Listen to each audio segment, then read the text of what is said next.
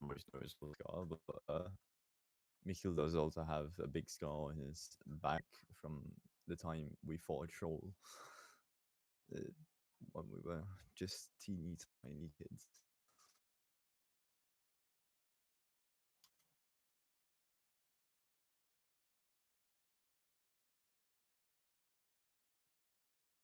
Yeah, way back when.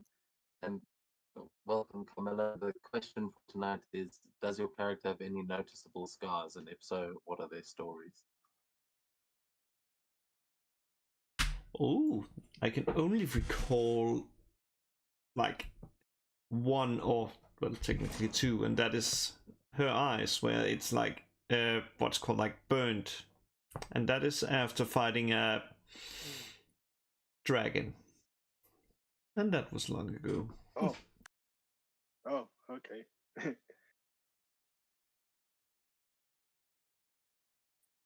Yeah, I lost an eye at some point. At some point. I did get a new one, but it's still probably a fairly big scar around it.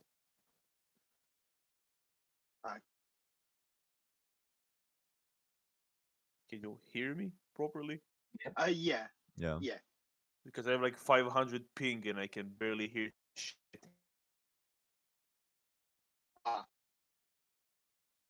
Like, can you still hear us?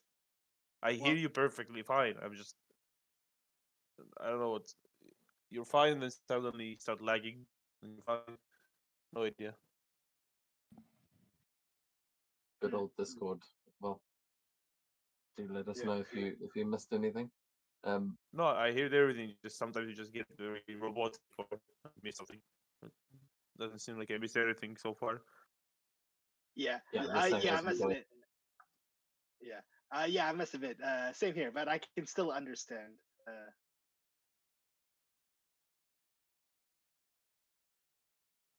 But yeah. But anyway, with the character question of any noticeable scars, I would believe for Onyx, he doesn't have any noticeable scars.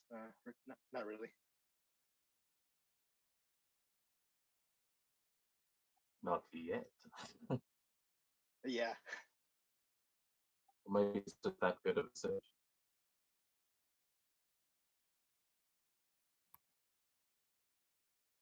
Yeah, I think that is everyone then. As we go to last time, so you got a recap for us. Oh yes. Okay, so last time on the Morty session. So yeah. So what yeah, these are the highlights of what I remember.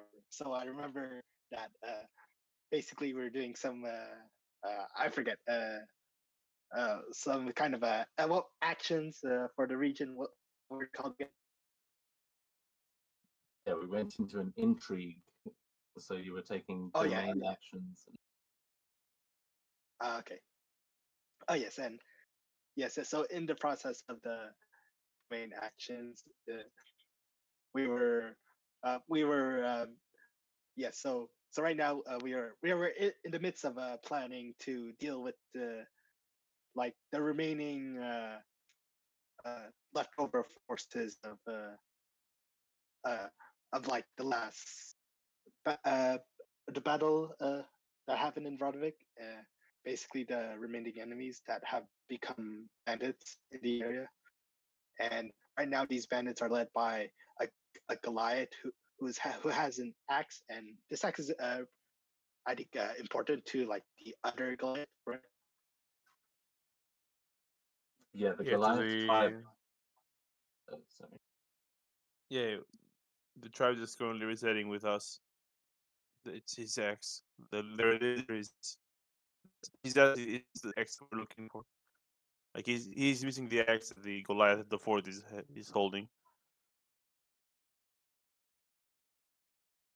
Yeah, and the Goliath that you guys met, that basically when brought that tribe in to Broudevik, they were on a quest to find that axe.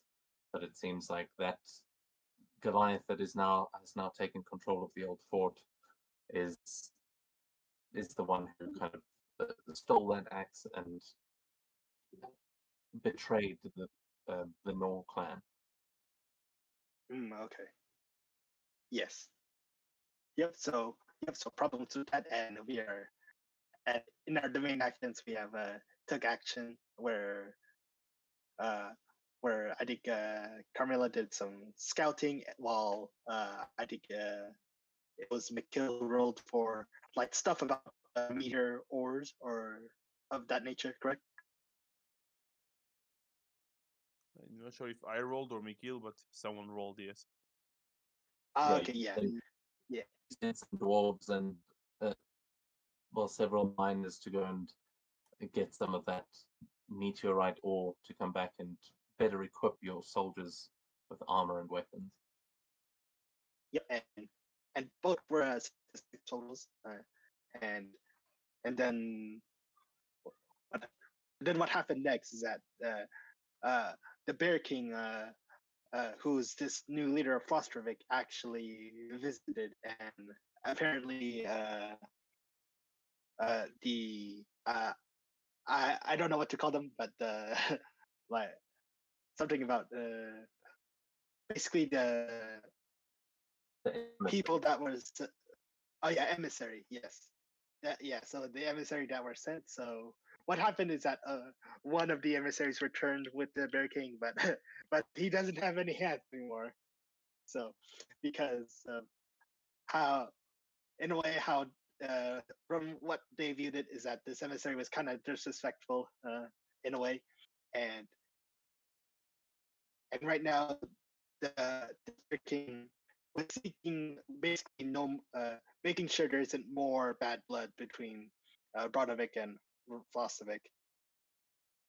Basically making sure no further conflict occur at the time. And yes, I think you guys also came up with a bit of a tenuous agreement to work together against the undersea folk who seem to be a threat to all the trading that is going on by the sea. Oh yes, Onyx was the one that made that suggestion, basically saying if we basically tell the I forgot which tribe was there. It was the sea serpents. Basically telling the sea serpents to hey, stop attacking Vlasovic ships. And if we are able to convince them, we are able to basically open trade again with Vlasovic and Brodovik.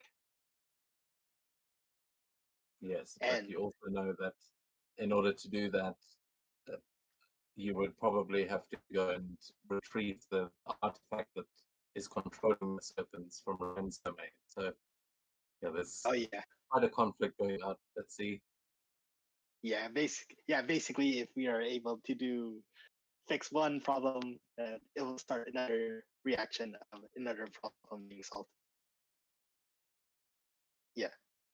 Yes, but at the moment we are furthering our progress to fight this Goliath and his bandits in this old fort.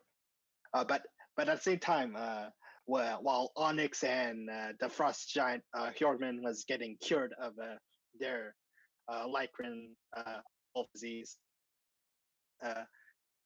apparently during the healing process, apparently some of the Ice Giant's memories were being restored, and as a result, the Ice Giant was meditating near. Where was he meditating? A giant geoglyph outside of town. Yes. Yes, and during downtime, Onyx actually decided to join Bjorkman in his meditation. So he got some benefits from doing that, and yeah, that is what's happening. So right now we are about to enter conflict with Goliath and his bandits with the old fort. Yeah, thank you for the recap. I think I do not remember which turn we were on with the actual domain actions, like the intrigue turns. But I don't think they had done anything yet, have they? Yeah, That's what I believe. The bandits haven't. I didn't see any bandits do any retaliatory actions. Yeah. So that means I think we've got 3 turns left. No, sorry, it's 4 turns. You guys had an extra 2 turns because of the size of your domain, but now you will have 4 more turns to ready your army. Oh no, it is. Sorry, I found it. Yeah. So it's 3 more turns because you guys also raised the armies already. And then basically at the end of those 3 turns, we will go into warfare. But at this point, you can attack their resources. You can try and build up your own, like we have been doing, and they are going to be doing the same to you, as their spies will now have caught wind of the fact that you guys are planning an assault on the fort, and they will be preparing their defenses.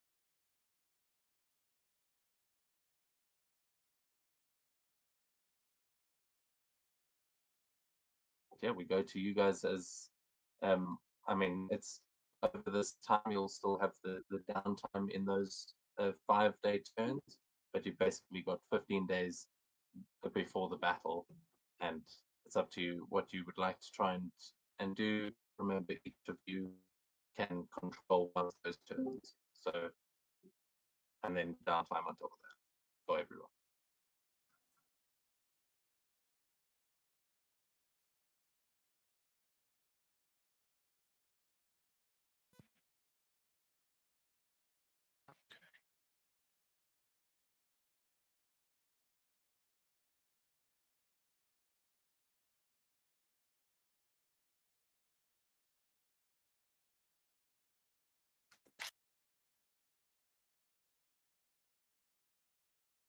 I might know why it's lagging, but it shouldn't only affect me, so I'm not sure. I think it might be Discord because my The Discord might be set to South Africa as the region.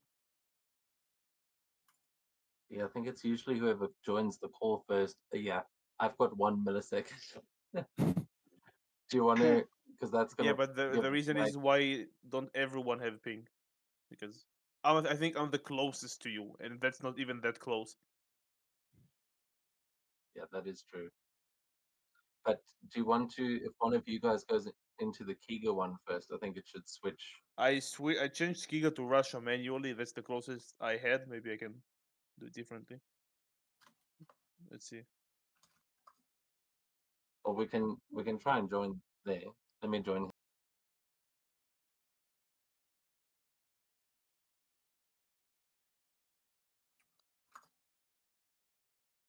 Ping now.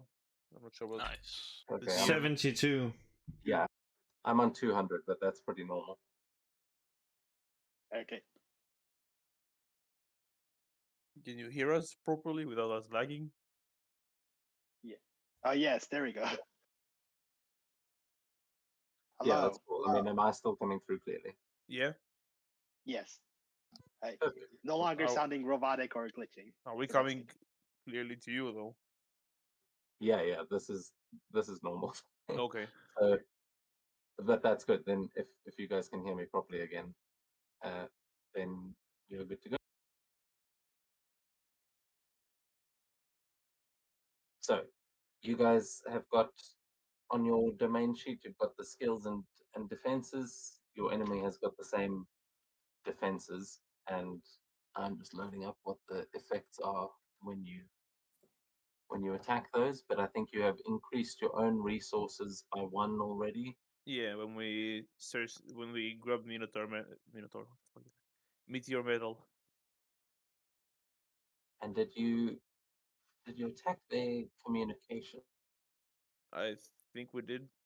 We attacked something of theirs. I think we tried the supplies but failed. No, we succeeded. We didn't really fail any rolls yet. So, but we just surely used it. didn't. I think Yeah, we didn't I fail. think we trained our troops, searched for Yeah. the grab metal from the meteorite and attacked them. Mhm. Yeah, basically I'm we just were wondering- attacking the scouts, disrupting communication. It was communications. So yeah, then they are on. They've got a -1 to communications, and you guys have got a +1 to resources at this point. But that is all. So yeah, from the information that you've gathered, you know that these guys they've got a pretty high resolve, as a lot of these guys are now banding together to try and start their own thing after leaving their various armies and whatnot. So they are not well supplied, but they are willing to fight hard, and they've got a whole fortress to back them up. So Okay, yeah, Yeah. basically a You guys high go. morale. yeah, high resolve, low resources, mid-tier communications. Got it.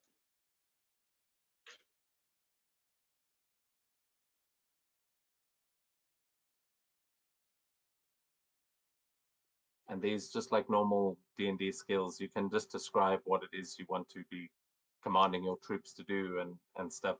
I can tell you which of the things you will need to roll to do that.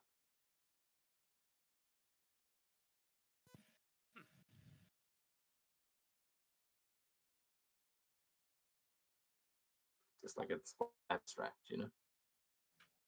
Yeah. I wonder.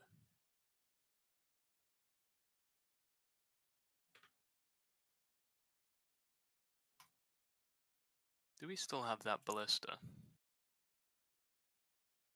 My Yeah. ballistas, yeah. That might help if we can move it to the fort. Like after we've captured it, or like on No, to during our capture assault? it because siege engine, they're in a fort. That thing. Yeah. Plus, I can also, we were talking about this last session with Jörgman being able to chuck rocks. So he, like, basically, he is a siege, a siege unit essentially himself. Yeah, DM, think according to the that's- map, the river, does it reach the fort exactly, or does it like stop a bit before? It stops a bit before the fort is kind of in the mountain, so Okay. so it's not that easy to get into, but the valley that river comes through does start in the same spot where the fort is, so it's kind of dropped near, but that is the same river.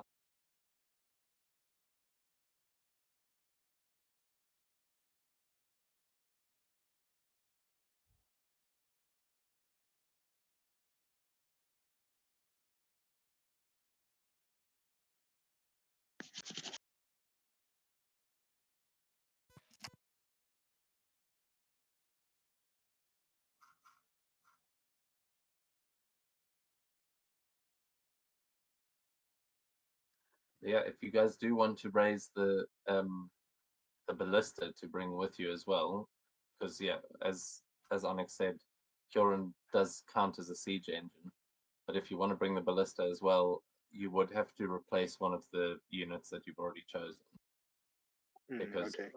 we've maxed out how many you can command. Or you could take a whole extra domain action, because actually I think you can command one more, maybe, but you'd have to like raise it again as an action, because you'd be training troops to use it and things like that. Okay. So you can either spend an action to raise it or replace one of your units with that ballista. I feel like we've got enough already with Jörgman. We have On our side. the giant and the dwarfs are strong against fortifications. That's where I took them.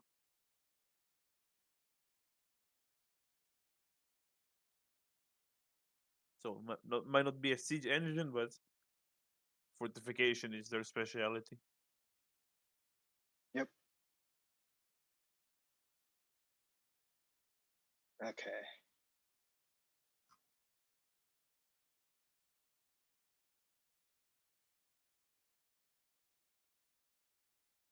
Is it possible to try like to blend evidence of them, like try to hurt the resolve by like planting it, like I don't know, letters or something that's saying that they're going to help us when they attack, like the people from Flostovic or like whoever is left from different factions. Try to plant evidence that they will betray the people at the fort. Yeah. Yeah, causing some division. Yeah. Yeah, you could definitely do that. That would be an espionage check against their resolve.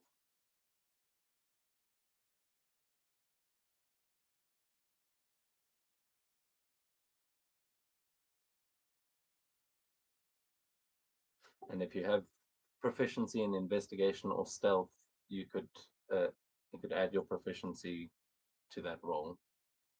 Remember, you can only do that once during. I have neither. Do you want someone else to do it? The roll? Wait, only one of us can take an action, right? Oh, okay. What you just said, DM. Yeah, I mean, you can all discuss what you do, but one player will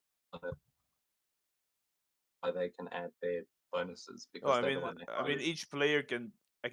I can take all the actions technically. That's my question. Each you could, turn. yeah.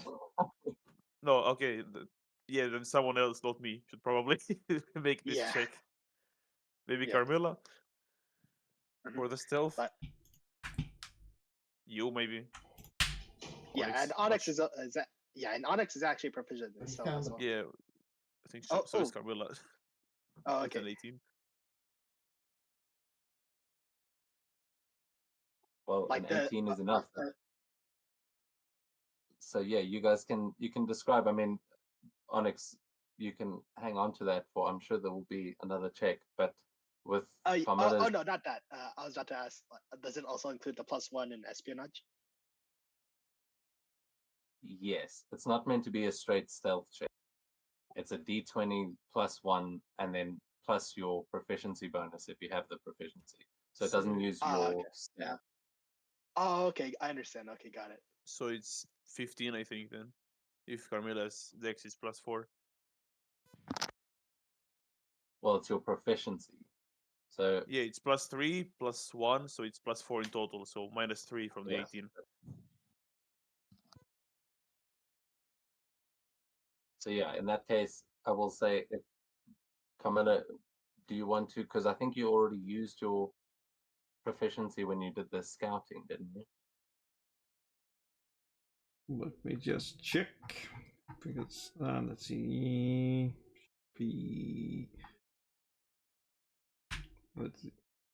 I see an investigation. I see a lot of spam.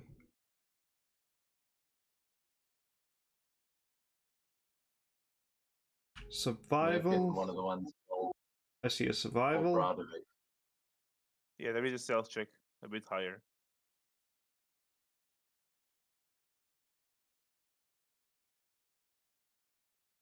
Because then I'll say, if I think you may have used it before, so if you want to let Onyx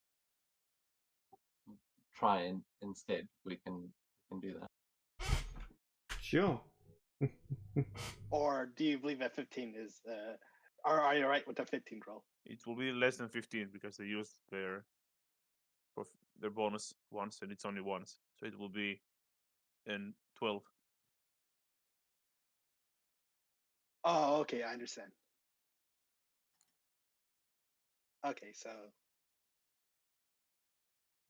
And just to be clear, just before we roll this to make sure we're going for the right thing, you're trying to like affect their commitment to the cause, right? Yes. You're not trying to actually disrupt the information. It's the resolve, not the communications.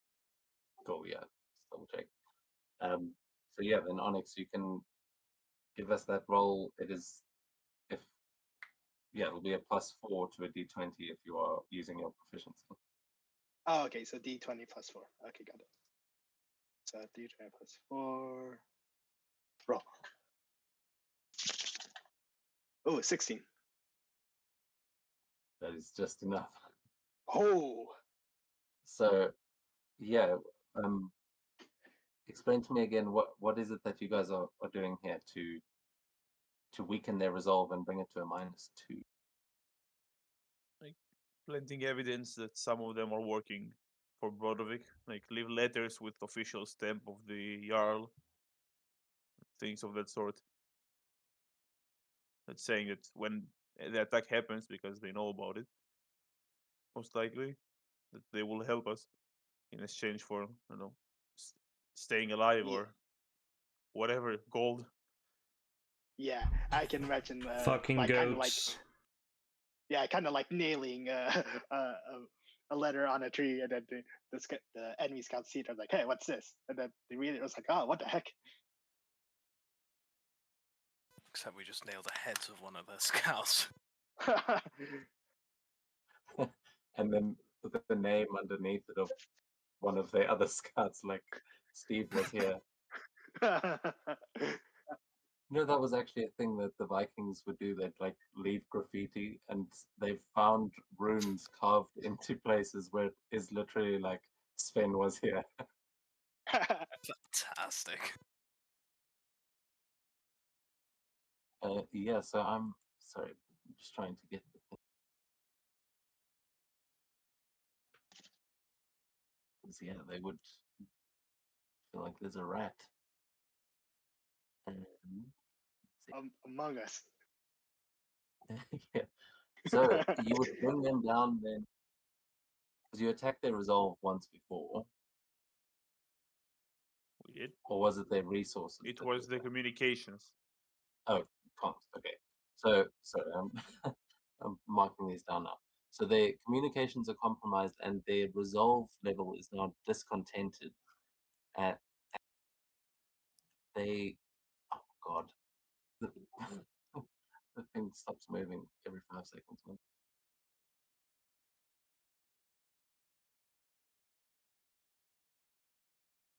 You can't scroll through the text. Which means the speed of each of their officers will decrease by 5 feet during the first round of combat. And with their communications compromised, they at the end of the next deployment, an opposed domain chooses one of this domain's units in any rank on the battlefield and moves it into any adjacent space. So you get to redirect one of their units, and their officers are going to be a bit slower. And +1 to resources for us is advantage, I think, on the first, was it power? Yes, on your first, let's see, you have Attack or surplus. power? One of those two. Yeah, you have advantage on power tests for the first round on your infantry unit. Okay. So that is, as you guys plant these letters and they start to get a little bit paranoid on their side, they are going to, some of the scouts that are coming into Brodovik are going to start trying to make some deals, and they are actually going to try and sway some of your people by making a diplomacy check against your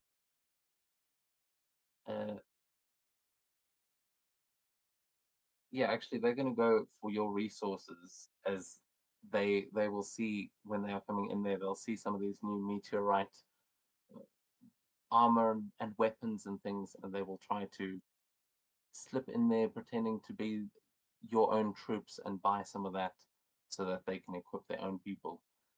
So they are going to make a diplomacy check. They have a +2.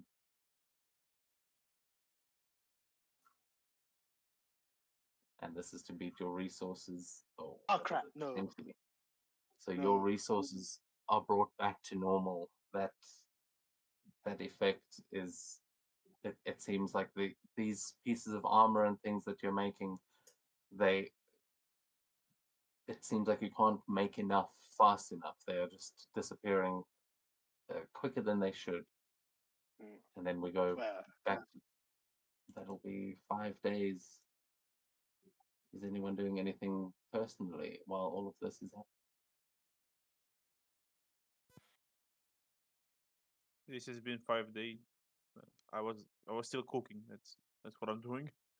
Progressing that quest. Likewise, Yomid is just training.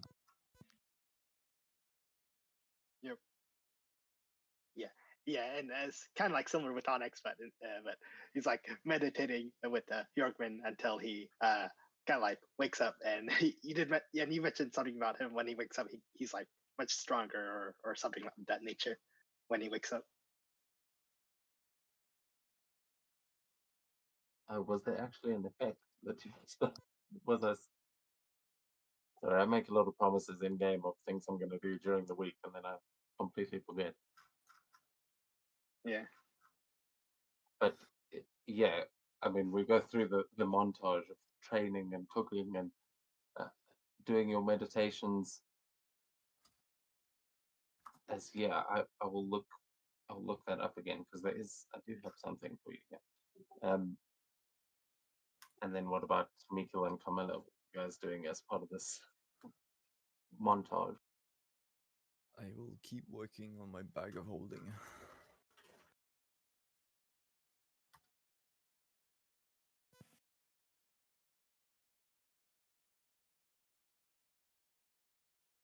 And I take it you're still like working on all that armor and things that they're selling off like during the day, working on the bag of holding in your spare time. Yeah, exactly. At some point, like when we're all together in the longship, catching up, Yomid will. I assume it's safe to assume we sort of know that their scouts are taking some of our shit. Or Yeah, it's you would have just- noticed that Okay. that like there's not as much armor in your town as you have been making, and someone's been selling this off somewhere. Your father would probably actually have been one of the people to point it out that like he's seen strange people coming and going. You guys you have enough spies and enough like information coming to you that you would know what the other side is doing when they do those kinds of things. But it's up to you how you know that.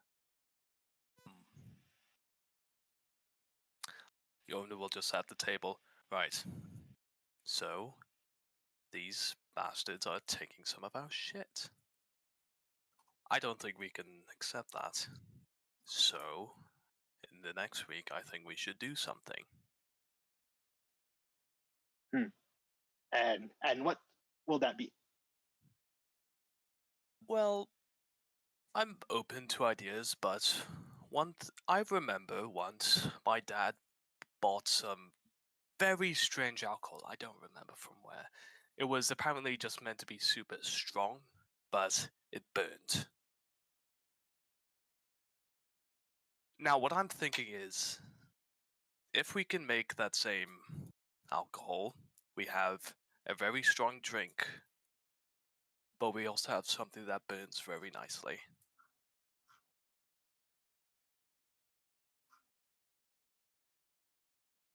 Well, I already have a lot of ogre fat. If you need something for burning, he's kind of sticking out the place, so I'll be more than happy to give it to the cause. But if they are looking for resources and trying to steal from us, we can try to set them up. Maybe hunt for some extra food and poison it, and like make sure they manage to steal it if they try.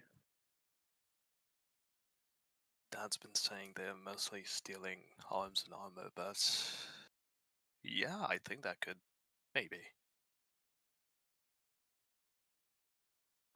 They will need food, right? So yeah, that works. Yeah, they probably have been buying a lot of food as well. Like if they're preparing for a siege, they are definitely stocking up. I'll ask my dad if he has any poisons that he could sell them. Not necessarily sell them poison or just poison the food. Sell them poison as food. Oh, okay. Yeah, you can definitely try to do that, and he would say, "Well, we've got some things. Ingrid has made some interesting concoctions over the years. I'm sure we can work together and really give them all the shits at least." Wouldn't do for their morale, at least.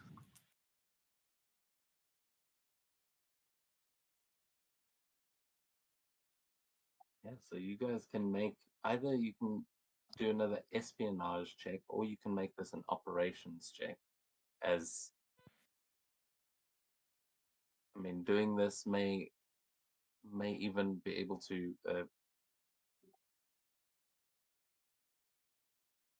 Yeah, I'd say. I mean, are you guys just trying to poison the food that they're buying, or are you going to try and actually get some of these weapons and things back frozen? I'd say I would say that after the siege, we'll get these weapons back. But for now, I believe the idea of sabotaging their supplies sounds like a good plan. Right. And besides, if we don't give any hint as to, well, whether we know, that leaves more. Never mind. I'm rambling. I'm not. Never mind.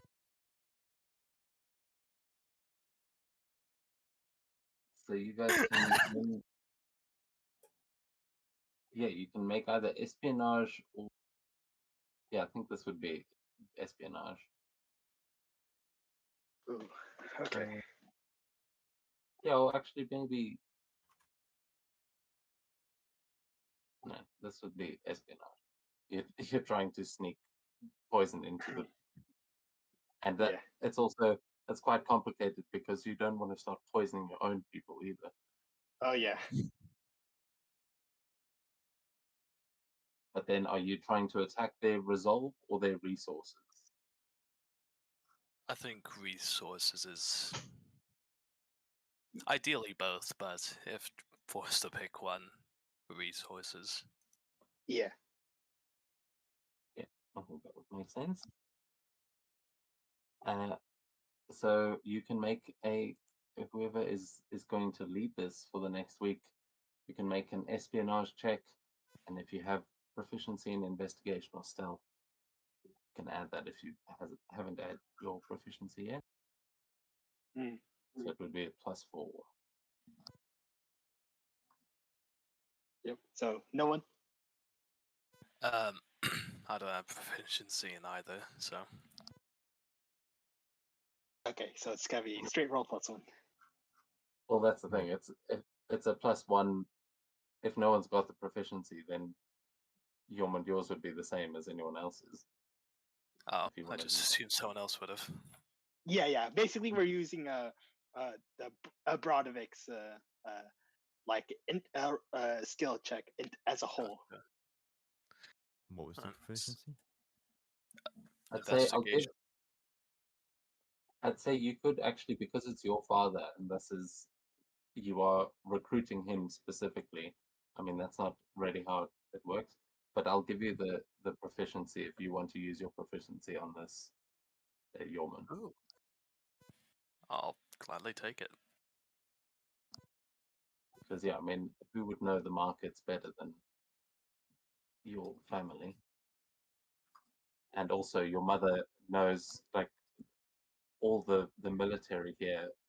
She would be able to recognize strange faces that are buying armor and food. So yeah, you can make that 1d20 +4. Nice. Let's see. Oh. Okay. Damn, why can't that be the roll for the enemy? I'll remind you, you've still got inspiration. Oh. There's still 3 points of party inspiration. I keep forgetting about party inspiration. Always look at the character sheet. I'll Is that use okay? I'll use one. Watch roll Okay. even worse. Oh no! Ooh.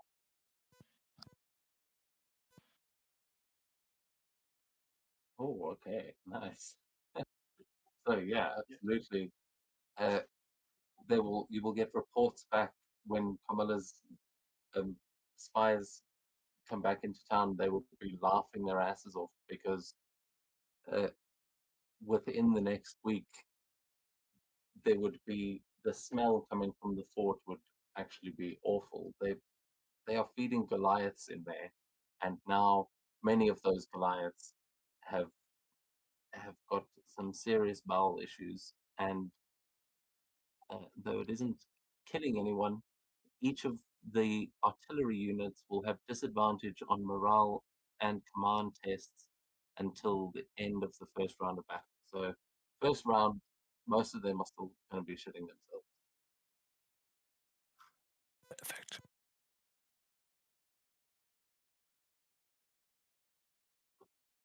Just make a note.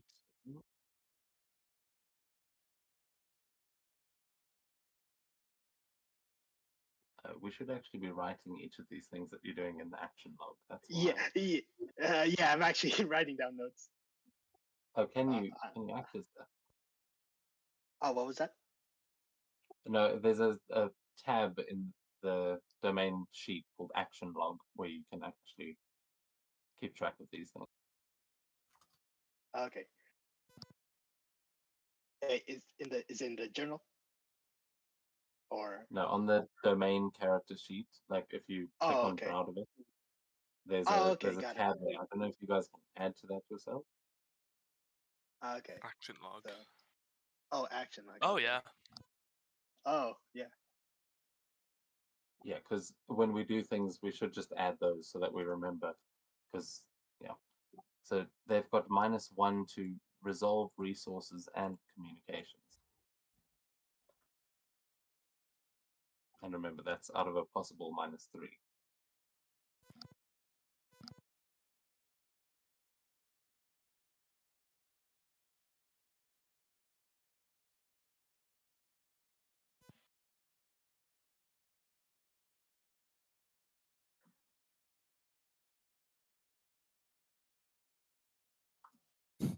Okay, so then just noting they, yeah,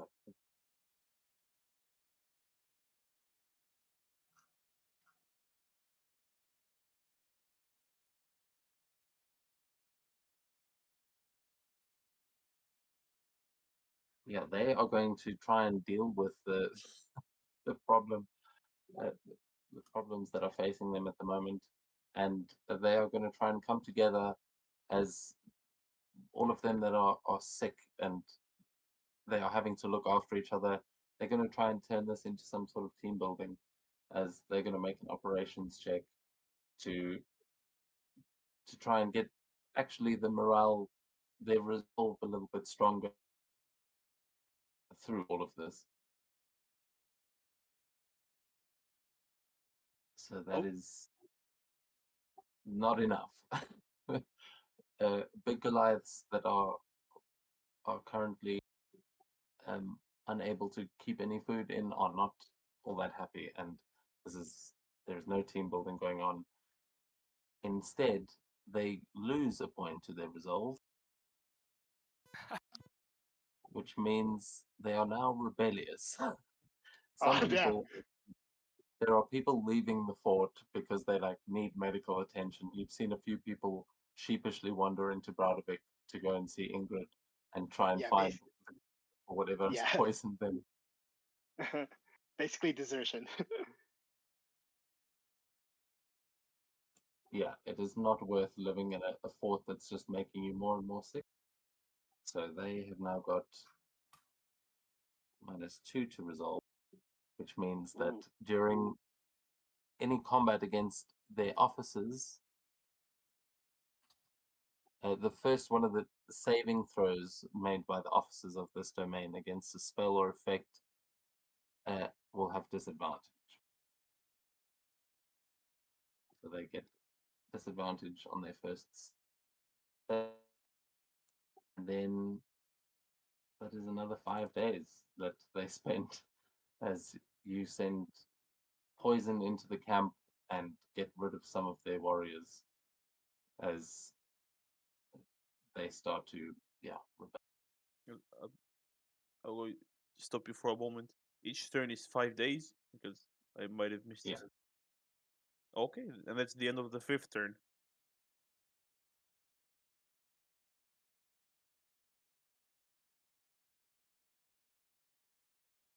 Yeah, out of 6. Yeah, so that will be 5 work weeks. So I've advanced in my quest. Oh, okay. Yeah, that's part of the downtime. So what have you been working on? I've been cooking for 5 work weeks. Oh, right. So I get to roll and see what I get because there are 12 rewards and it's random. Oh, neat. Oh,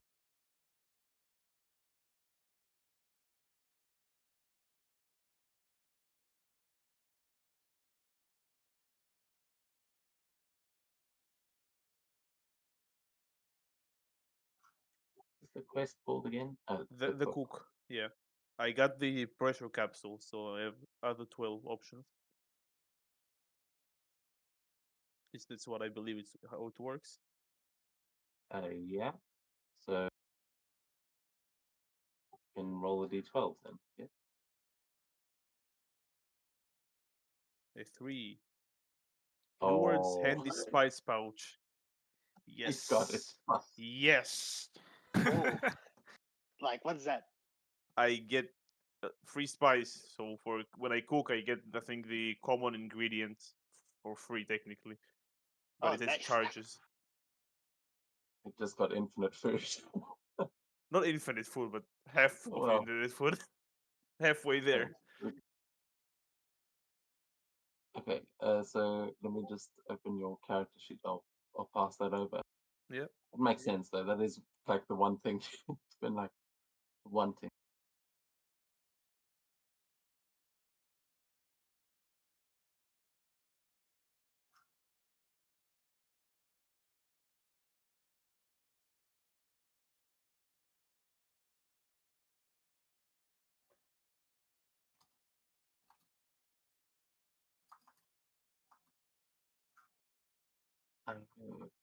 I didn't realize it actually removes it. He did remove it. That's good. I'm just saying it removes it from the quest. So I gave you the pressure capsule again. Yeah, it's It's fine, technically just the recipe, but I will just keep it here so I know I have it.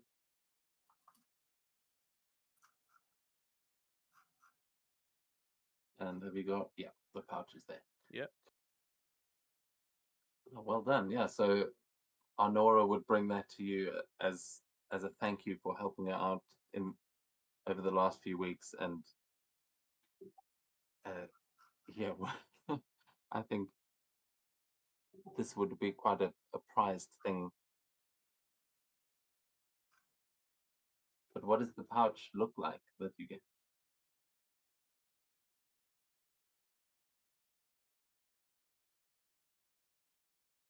Is it just like a random spice pouch, or has I think like a does belt, Gorm have something specific? like sort of belt with a lot of small pouches. I just it has everything there. I just take my head in and pour some of it. But that belt, but it's all just spices. So Yeah. I think that'd be pretty good in combat. Pepper, pepper, pepper. I have Oh no, a open knight's a got wound. Salt. a knight's got awfully close to me. Pocket full of paprika. Honestly, I mean, as spell components and stuff. But yeah, then as that last night, I imagine there's an extra spicy dish on that last night of the week. Well, maybe not spicy, but you know what I mean. Yeah, There is perfectly a- spiced.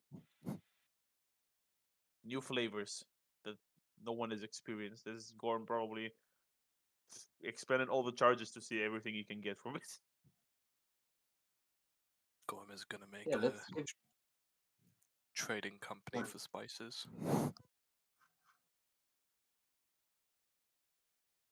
Oh God, What is this, Arrakis? I think that's the way this campaign is gonna go. They're gonna be Vikings. Colonialism, Amazing. yeah.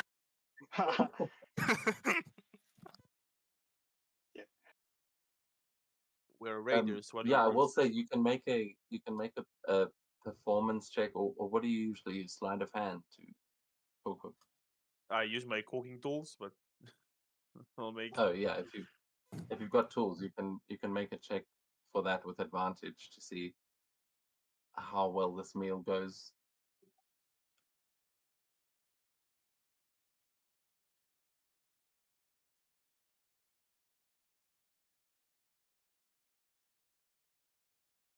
And just call out the result. 25. 25. Well, this meal is going to be good enough to actually increase your fame. Ooh. You're going to get a +1 fame as the stories of the feast in Braudevik that was prepared by Gorm. They start to spread far and wide, and Yes. yeah, the locals know if you want a good meal, you got to go Yep. to the longhouse there, in the Jarl's longhouse in Braudevik. Plus, I can imagine if it reaches Fossavik, they'll be like, "Ooh, hopefully the sea serpent probably resolves him because Viking did mention they had good ale and food." Going to be the final thing that you create. You'll get rid of all the sea serpents and everything and create a giant restaurant. Yeah, no one knows where the sea serpents went, but there is a new place. Oh gosh. Well, like the place in the menu. A remote island.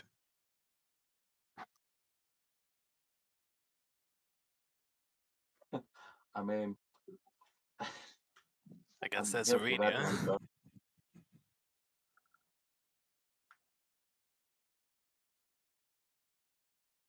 Well, speaking of which, we now go to the final week as your armies are getting ready to march. Their training is going well, and you've now got most of the people that are going to be fighting are there. I'll also say I was wrong about the way that they heal last time. If you're reduced below like one of the dice sort of tiers, so like D4, D6, D8, if you had 8 and then you're reduced to 6, then when you heal you only go back up to 6, so that it makes your unit smaller. So the hounds were brought down to 2, which means that they only heal back up to 4, but they've got the full 4. Okay.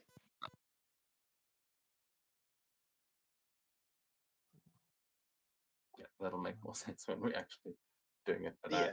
yes. Yeah. Got it. Oh. With this final week, I'll finally have my bag of holding.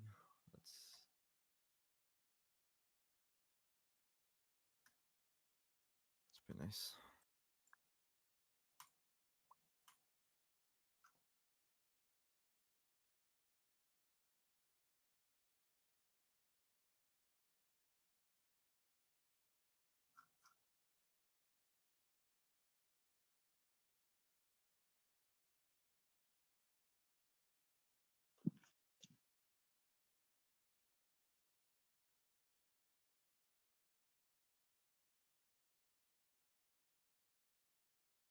So, no final strategies. Nothing you want to shore up in Braudevik. Um,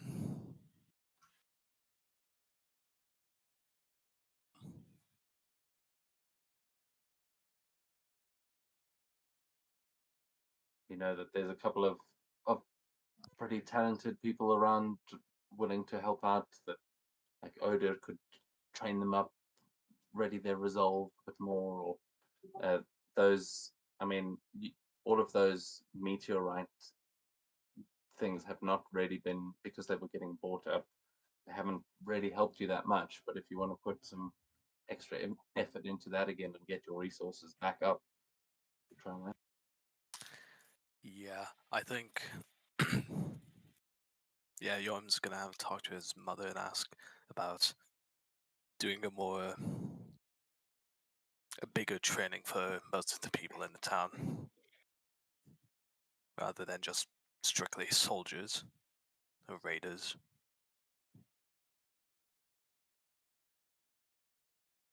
Hopefully to bring up. What do we need brought up? Everything will be useful. I'm not sure exactly Mm. what affects what. Yeah, so it would be up to you which one you want to try and beef up on your side. I will say that to increase the resolve makes them more loyal and can turn them into fanatics. That usually makes you, most of these things will make your first round of combat have some sort of bonus. Yeah, let's do resolve then. We will be the most determined. Yeah, so it's the 6th turn, and I believe all of us used a turn, so there is no proficiency bonus to Yeah, anyone. did all of us? Yeah, did all of us use that proficiency? Yeah.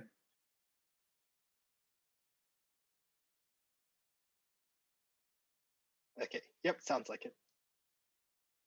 At least I believe all of us did. Yeah, would be this would usually be an operations check if you're just trying to make it normal training, but your mother would also suggest maybe doing a pre-battle ritual to kind of commune with the gods and get them on our side. We could Okay.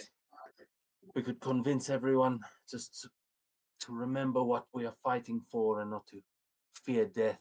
That Valhalla is the ultimate destination. You know, sometimes everyone needs a little reminder. And Ingrid does a mean ritual.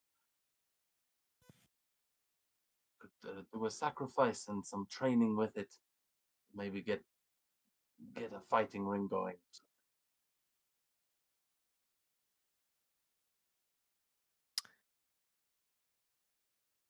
Yorman just kind of keeps a stone face as she says that, but goes, sure.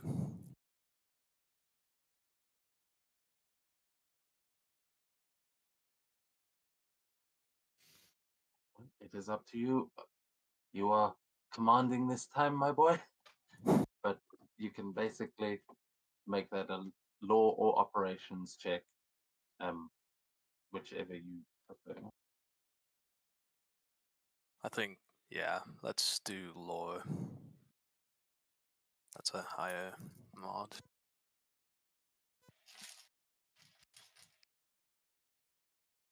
Yormund might not be too sure about the spiritual side of things anymore, but not about him. Does anyone want to do the honors? Okay. I'll pump it up by 1 if I do it, because actually, it just, no, never mind. It will be just a straight roll. Go for it.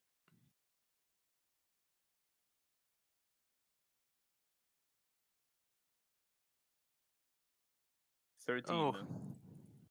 Like it's bad. decent.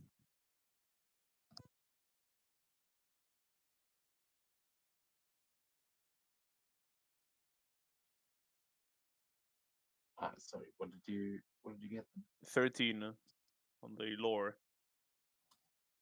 Okay, and you're doing this against your own resolve, so the DC is 15. So Oh. we didn't pass.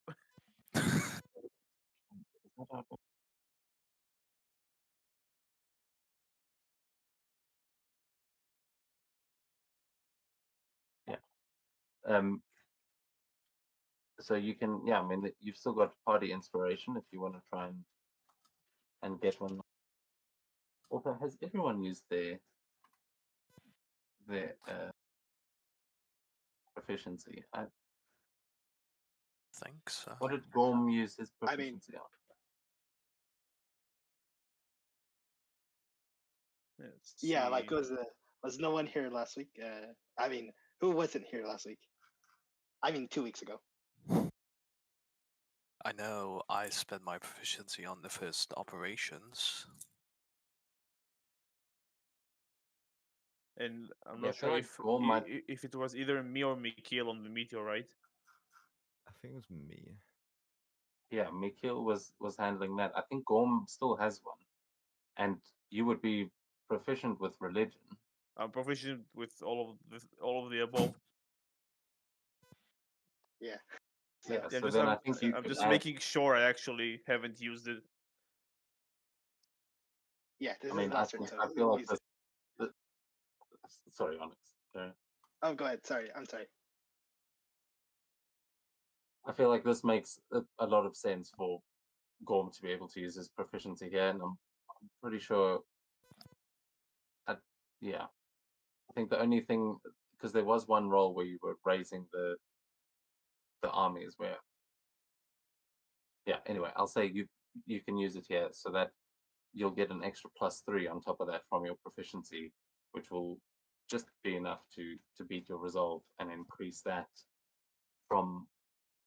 You haven't increased it yet, have you? Resolve? Don't think Yeah. we did. We lowered their resolve. Yeah. So then your followers will be loyal in this battle, and the speed of each of your speed will increase in the first. So in your combat encounter, you guys will have an extra 10 feet of speed on round 1. Okay, nice. Okay. How do you add an extra like log in the domain? Like in Okay. the action log. Yeah, I just noticed. It first had a template to write something in, but I used it and then now it's gone. Oh, maybe only one person should be editing it at a time. Because it should have a little thing that says add an action. Okay. I mean, who put in selling poison supplies? You clearly have. That was me.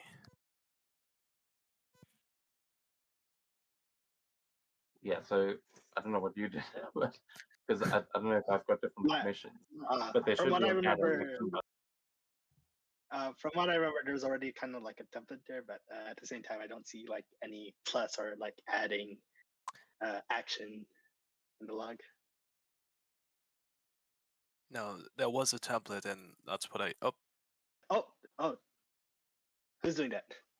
I can just add the template and then you guys can edit it. That's, Yeah, like add a bunch of templates. Add like a dozen. well, the scrolling doesn't work very well, so we're just going to do. I'll have the 7 for the 6 actions that you guys have taken. So you can change the selling poison to the 6th one. Because that would have been in order.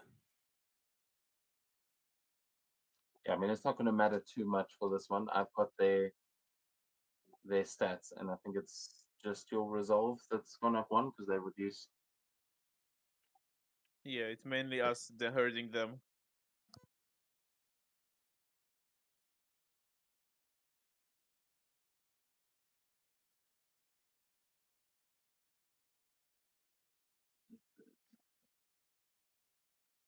Cool. So if you guys do want to write those in, you can. But I think let's take a 5-minute break here because at the end of this, we are going to go. You are going to march your armies. Yeah. Oh, they still get a turn, or did they take theirs? I don't think they took this turn.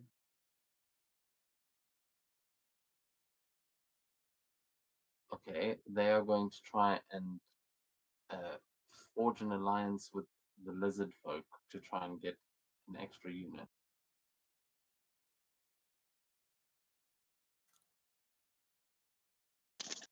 Ah, dang it! Why did it roll so good? Oh, Shit, okay, I gotta go make a lizard folk unit. Yeah. So Yeah.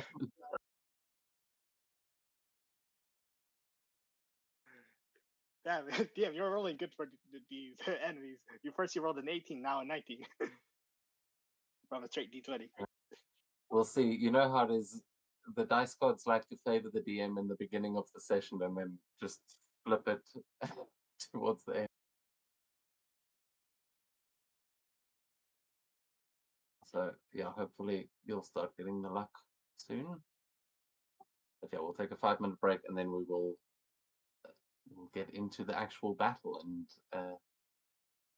yeah, you guys can assault the mountain fortress.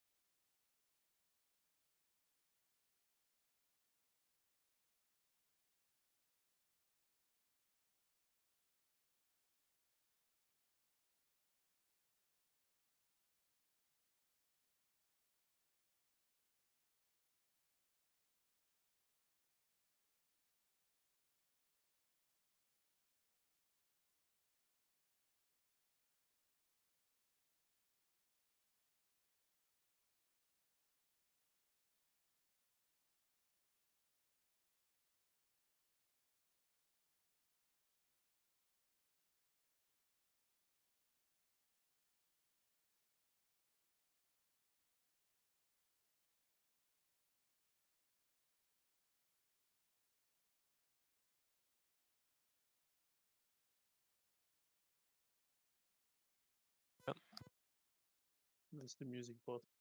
Ah, Is everyone? I'm here. Yeah, before we begin the army thing, my bag of holding should have been done since I've just been working on that in our downtime. Okay, I will get that to you. Thank you.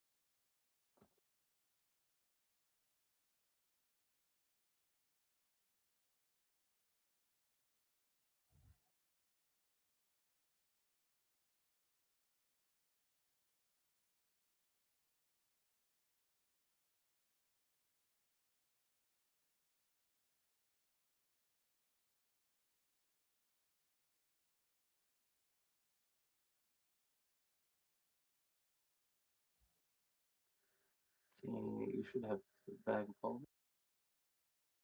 Yep. Thank you.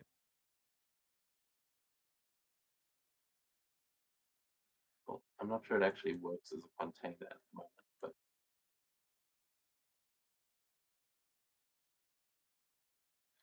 sure, doesn't matter.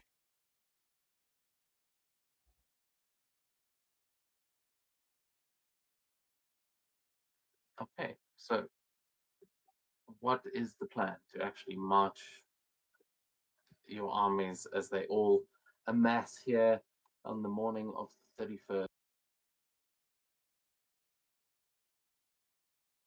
Everyone has had a long rest. If you needed one, just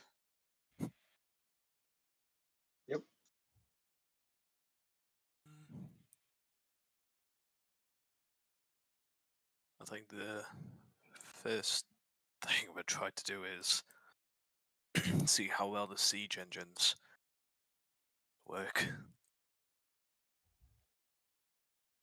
Not siege engines, our one ballista.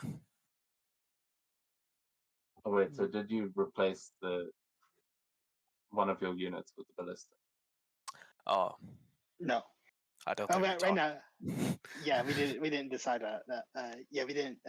We kept Yorkman. he is the siege unit. It was suggested. I suggested it, but we never actually looked at Yeah, replacing because the we, unit. because we have the giant and the dwarves. Can Okay. damage fortifications. We can still change. Actually, I could grab it because I think I only had 2 units, the Hounds and Shield Maidens. Unless, Mikkel, do you want it back? Yeah, but it depends who has how many units each of us has. Oh, so it's a total thing. Yeah. Oh. Yeah, I think we could either. Yeah, you like, could only raise so much with the action that you took. So Right. I was saying you could replace one of those that you raised with the ballista instead. Otherwise, it would have taken a whole other action to raise the ballista. Right.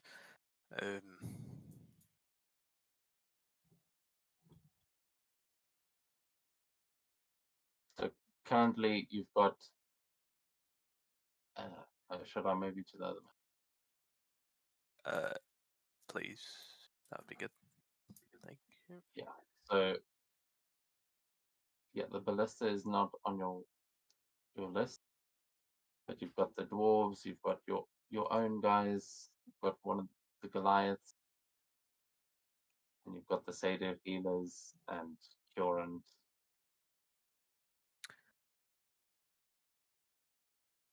Which I suppose that'd be good. I forgot about the giants, Goliath, and the like. Well then, no, I think that's fine as is. Well, yeah, I mean, to be fair, it would be bloody difficult to get a ballista up there into the Yeah. mountain. Yeah.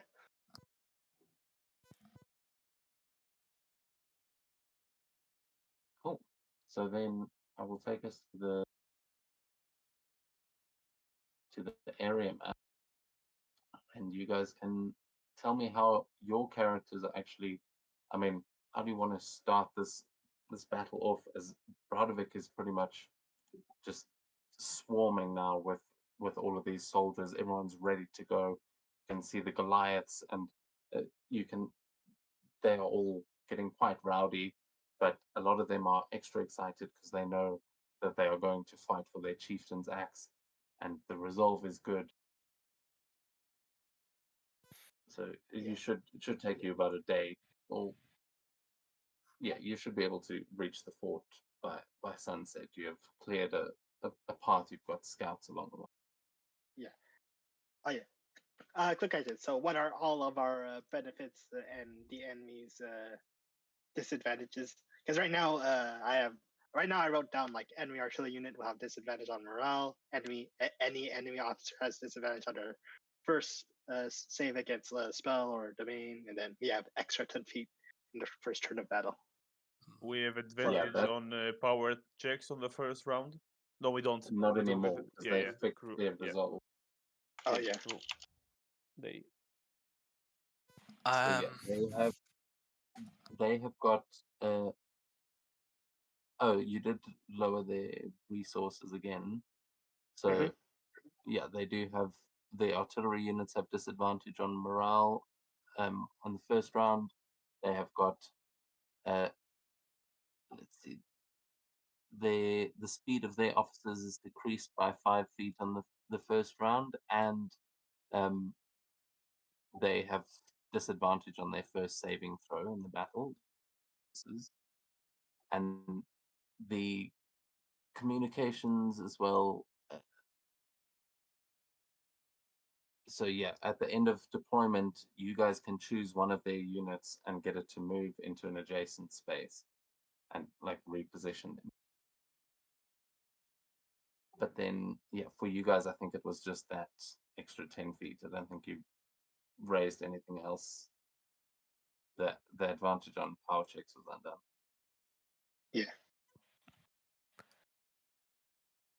I guess the So, only yeah. thing. Okay. And when can we move like an enemy use it adjacent? When can we do that? At the beginning of the deployment, so you'll see there's Okay. like a separate mini map that you'll see in a minute. But you guys are going to Okay. be in a fight against.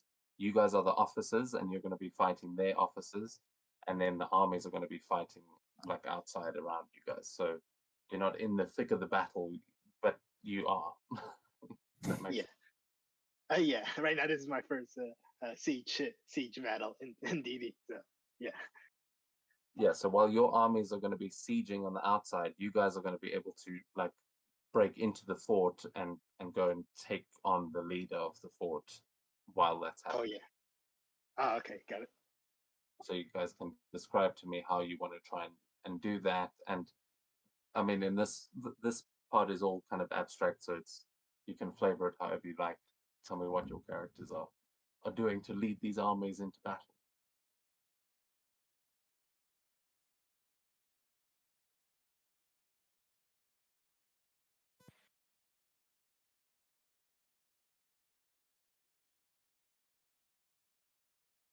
I guess this is mostly for flavor, but since I'd suggest the Goliaths can attack from the mountains, since I assume they're used to living and raiding in the mountains. And And then the rest just trying to get from the foot of the mountains into the forest.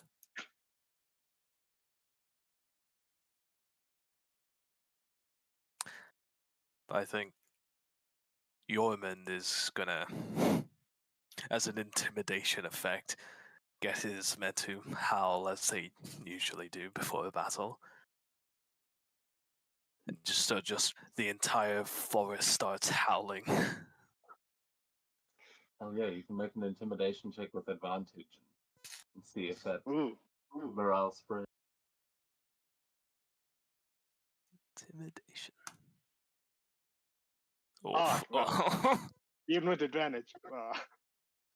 So as your unit starts howling, there will be another one of your units starts to kind of compete, and you hear them banging their shields, and you see it's the Goliaths who all start like chanting, and their giant voices are kind of just competing with the howls, but the armies are getting riled up. You know what? That works so long as it's not the enemy that's matching us. Yeah. That's just as you're marching, like there's like this war cry going back and forth, and together this army is making one hell of a noise. I don't know, are any of your the rest of your guys' units joining in? Like we don't have our bard anymore, so I don't know. Yeah. Codrum would be there beating his drum. Mhm.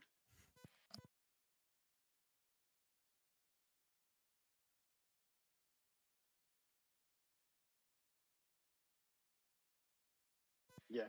I like to imagine like mile-long column of soldiers and everything in between. Everyone still hears like just So the drum. yeah. So right now, we're like heading to the fort. Right now we're not there yet. We don't see the fort. Yeah, from where you are, you've now just gotten to the Bear Chasm where you will see the earth is sort of split apart.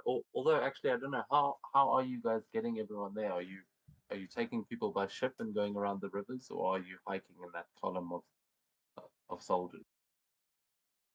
Since they travel, and I think my ship can only take like one unit. I think maybe all of us just march. Yeah, I think with the war cry, yeah, it would fit with the marching, like the drums of war, the stomping of war, that kind of fitting with what Yorkman is doing. Yeah, there's definitely some marching going on, but yeah, I think that makes sense. So you guys would be passing by the Bear Chasm as these war cries start to echo through this canyon, this like tear through the earth, and it would just sort of be reverberating back. And Carmilla, I would like you to please roll a d10 for me. Ooh, hope high numbers are good. Enhancing Yeah, talent. Yeah. Okay, as you guys are making your way here, the sound is attract some creatures from inside that chasm, and you're going to see giant lizards start crawling their way up, but you'll see that they look angry at the sound, and they will be attacking some of your units. But Camilla, you'll be the first to see them as your scouts are the ones sort of keeping an eye on this, and there is a chance that they may be able to injure one of your units if this horde of giant lizards that is now swarming out of the chasm is able to get to you. What would you guys like to try and do? Oh And, man, I mean, so how is Carmilla making the group aware of this? Because one of your units, one of your soldiers would come up to you, Carmilla, and tell you that this is happening before everyone else sees it.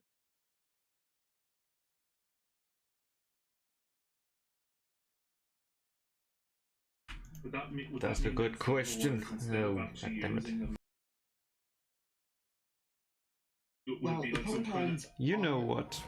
I'm just gonna quickly scribe it down on a piece of paper, bind it to an arrow, shoot it yeah, let's just shoot it at Jormund.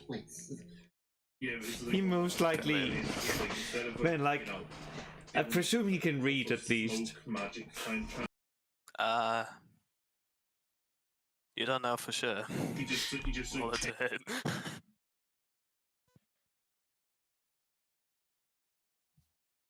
Yeah, you can make an attack roll to send that arrow just perfectly over the crowds to your. Yep. It finds its way into a chink in the armor. Oh, what's this? A message. Message for you, sir. That right? Oh dear. Oh, what's wrong? He just shows it to you. Oh boy. Lizards. Oh, blizzards. Uh-oh. Wait, out of character, I'd like to imagine the fact that you mentioned lizards, DM, is like, are there some lizard folk riding the giant lizards or something? Were they prepared? Yeah, I was gonna ask. Are these Yeah. like lizard folk or just dumb lizards? These are giant lizards, and you imagine that if you put a saddle on one of these things, they are definitely big enough to ride. Oh. Oh. You can give me a nature or a history check to try and determine any more of them. Can I also make a nature check? Yeah, I was speaking to you, whoever was asking. Oh, okay. Yeah. Yeah, I did mention that. Oh gosh, harder. I mentioned. Oh no, are they lizard folk riding giant lizards? I actually mentioned that. So, 18. Okay, so you would have heard from your reports from Ekersis, who the other group that were investigating the Saurik tribe, the Blizzard folk tribe, that they have recently been capturing these lizards and riding them. There is a good chance that the unit that you heard that they had made some alliance with the people in the fort, and there's a good chance that they are sending leaders. But these lizards do not have riders. These seem to be the wild ones that they've been catching, and Okay. it seems that that may be why they're so defensive and are trying to attack some of your units at this point. Okay, got it. Yeah, Onyx will mention that. Yormund will try and suggest taking a wide berth around it. Not sure exactly. Yeah, I mean, they're swarming towards one side, but Camilla's just sort of gotten the heads up to you guys as they are approaching. You can, it's up to you what you want to try and do, like how you want to try and command them, but you can make an operations check, whoever is issuing that order.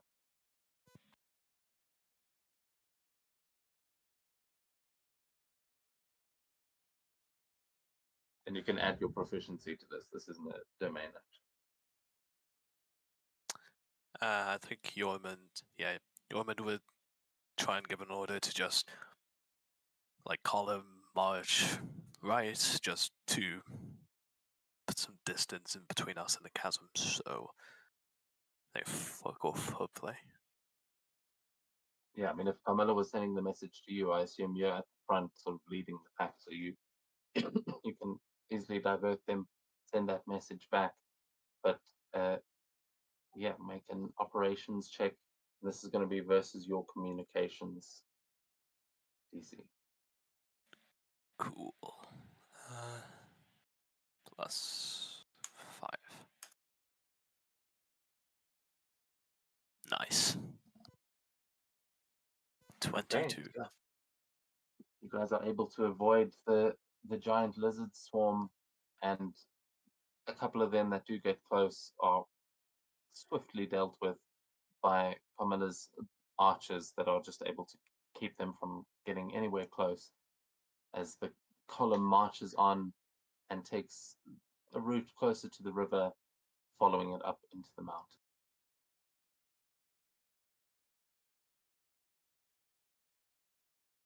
this point, you would probably meet some of the troops that you had stationed up here before that have readied a campsite here in these woods, and your troops would amass and all go and make camp, as they are ready to basically to march on the fort whenever you give the order, and whenever you guys want to actually make your assault, you will all be able to give me rolls to tell me how you're going to try and get in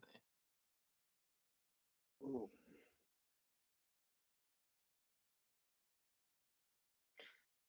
I wonder. So, are we able to see the fort from a distance now? Oh yeah, you can clearly see it now up in the mountains. It is. There is a sort of valley leading up to the main entrance, and it looks like it is well defended, and Okay. there are sort of cliffs on either side of it, so it's going to be difficult to get a lot of troops around. They'll be funneling you towards the main gate. I wonder, since we disrupted some of their supplies and then caused some deserters, can the deserters tell us on information on basically how we can properly move into the fort?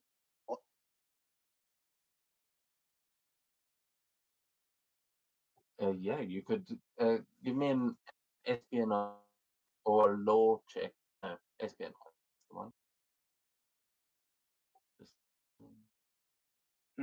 Okay, so oh no, okay, you could make it. You could make it law if you want to use history, because you definitely have some defectors that would be able to give you some information, but these guys are Okay. not like, they didn't. Most of them were just foot soldiers. They don't know much about the Yeah. place, but they may Yeah. know some. Yeah. Okay, so +3 and wait, so I can add proficiency. Yeah, so it's +3 from lore and another +3 if you have proficiency in history. Oh no, I do not. I don't have any proficiency in history. No. So just D20 +3, or does someone else want to make the roll?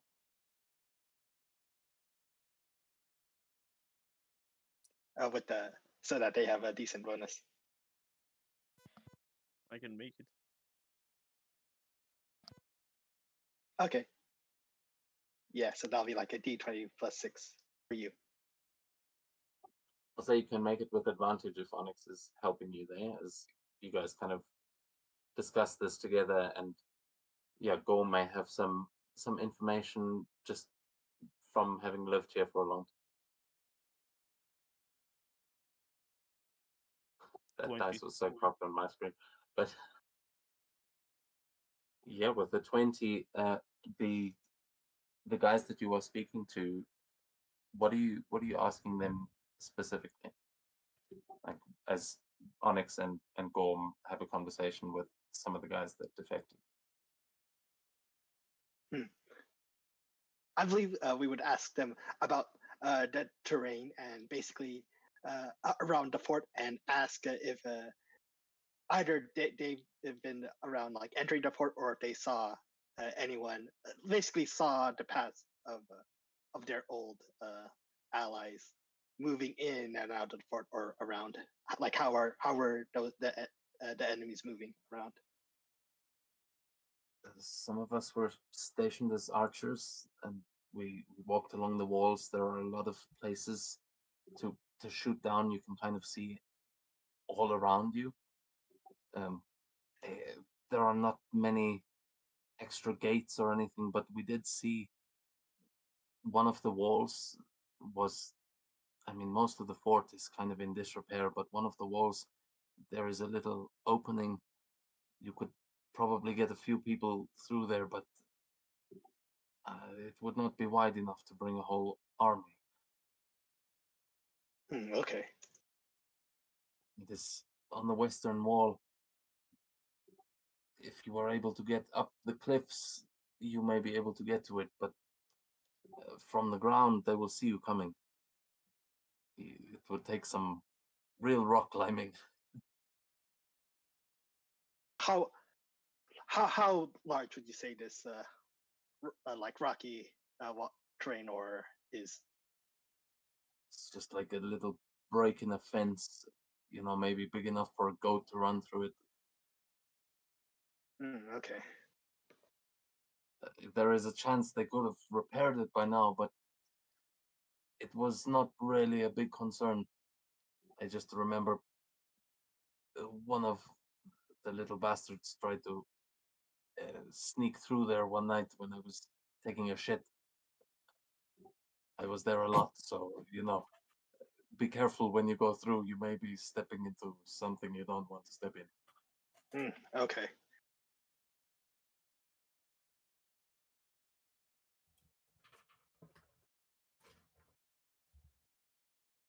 So yeah, you guys have got a secret possible entrance, but to get there, you would have to climb into the mountain.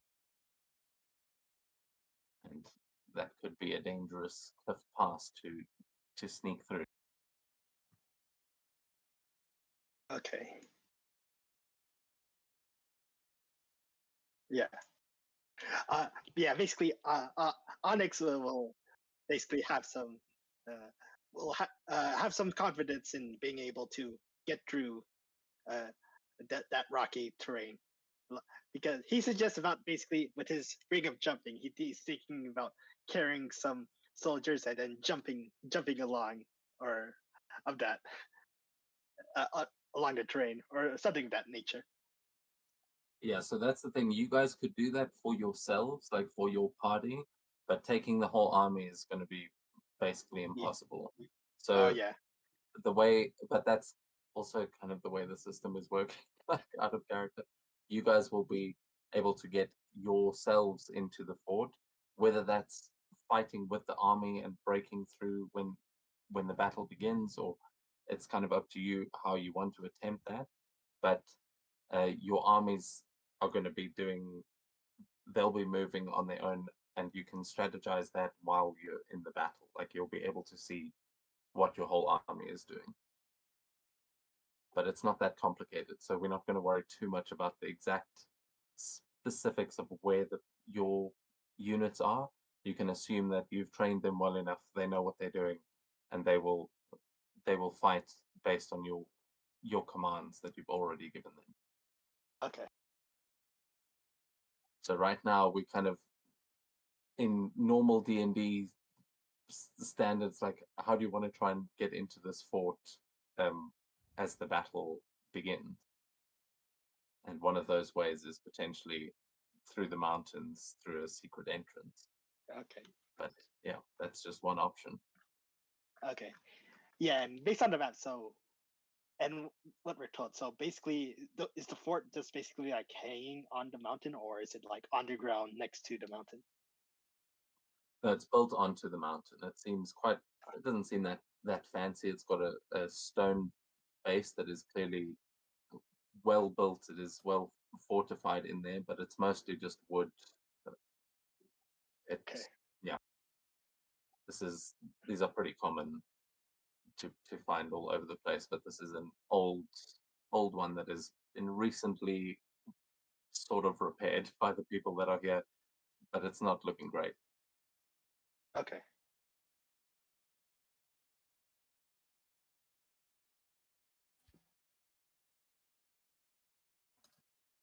Can we ask some of the dwarven miners to make us a small opening? Would they have dynamite? Yeah. They may have some Plus- explosives. Yeah. Plus, we have Yorkman here to throw rocks at. They mentioned there were some the deserter just mentioned there are some archers around, so he can chuck some rocks at the archers, covering the dwarves from planting their explosives.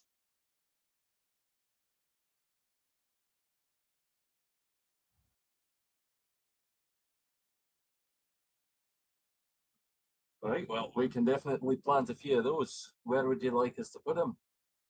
If you want to try and tunnel underneath it, it might take a while, but we can definitely do that.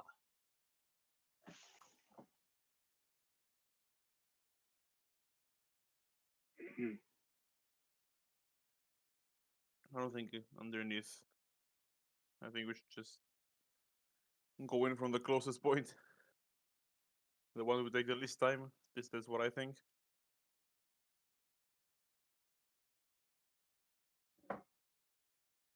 Well, I mean, if we can get close enough, we can definitely put some explosives on the front door, but I get the impression that's going to be the most heavily guarded place right now. If you want, we can send one of us with you, and you can try and sneak around the side, maybe try and find somewhere a wee bit easier to break into. Don't have to take so many explosives to take down a whole wall, just open a wee one. Yeah.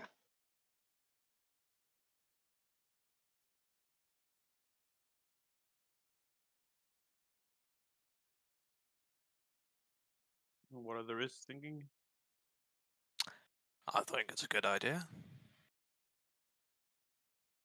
Might be able to go through that crack in the wall that one was telling us about, make it bigger. I don't think we need the dwarf to help us if we're going to the crack. Just the climbing there that's a bit problematic. That's true. We've got some of our mining equipment as well, if you want it. It helps you traverse the mountains. Yeah, and we could probably also get some rope, tie them together, and basically create a very long rope for other fruits to basically pull against all traversing the mountain.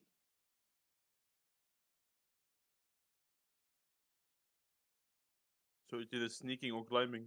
I vote climbing. Yep. I also vote climbing. Sure.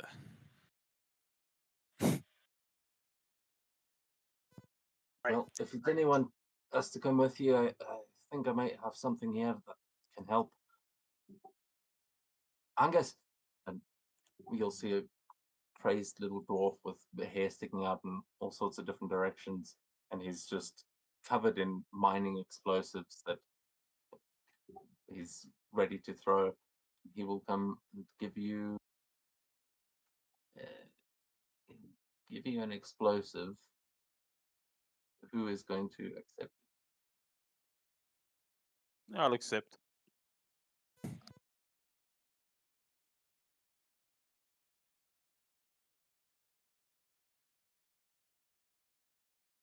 Right. So I'm just adding it to your.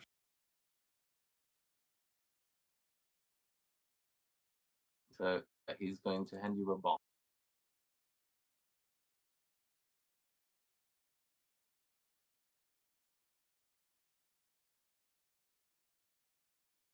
Should have that on your sheet now. Yep. And then, yeah, that will give you some basic mountaineering equipment if you need it. But are you guys going to try and scale the mountain? Seems so. Yeah. Yep. Yes, we will. Then everyone can give me an athletics or acrobatics check. Carmilla, you'll have advantage because of your spider climb. And you can get advantage if anyone has any other features they want to try and use. Yeah, as I said before, I want to mention around jumping around, essentially in a way assisting others by getting a rope and then kind of like letting the rope down for others to use. Guide, do something like that. Yeah, you can use your ring. I don't know if that has charges or what. Oh but no, you can use I it. can cast I can cast it at will, so it has unlimited uses. Cool. So yeah, you can get advantage on that check. Right. How high up are we actually climbing? Not above 20,000 feet, or are we going above 20,000 No. feet? You're probably getting to like maybe 700 to 1,000 feet. No, that's fine. But yeah, it's not, you're not going all the way up the mountain. You're sort of climbing onto the side where you will see there is a bit of a pass that you can follow. There's actually going to be a map. So what is your, yeah, can everyone call out their roles, please? 21 for athletics. 15 for athletics. 25 for athletics for Onyx. 6.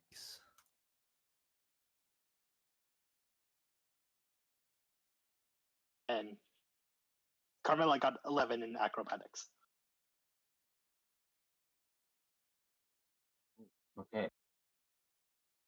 So as you guys managed to get, most of you managed to get up to the top, Carmilla, as you are easily just climbing up this wall, it's like climbing doesn't really bother you much, but you are going to move onto a ledge that will crumble underneath your feet, and those rocks are going to, as it kind of drops out from underneath you, you will start to fall, and those rocks are heading straight towards Mikil climbing underneath you, threatening to knock him off the wall.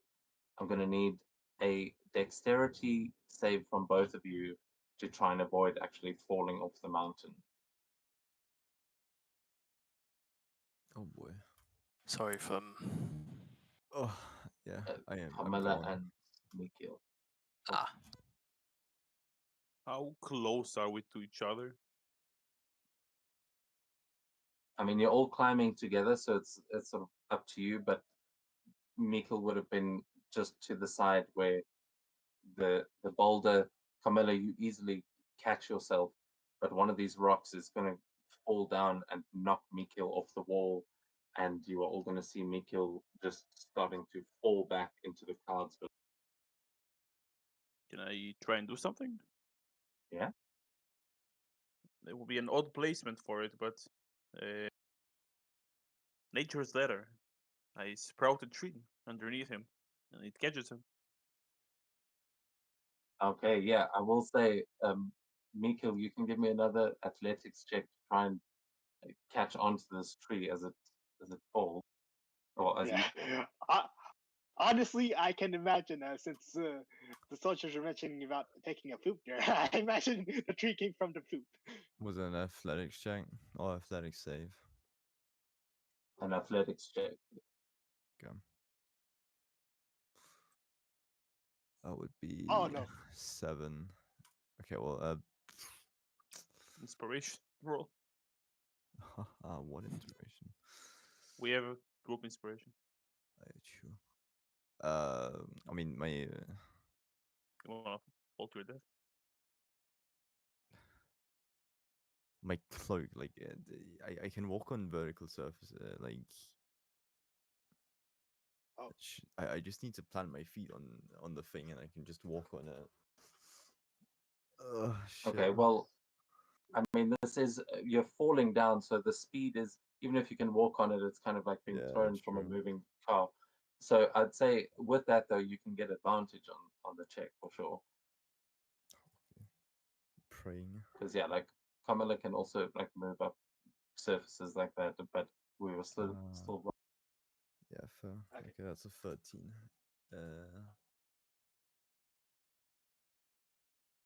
Okay, so describe for me as you tumble, and this tree, you'll probably break through the tree, because it will grow branches that are kind of like a ladder that it will leave now against the wall for you to potentially climb, but you are going to go straight through it and somehow catch yourself before you plummet into the ground below.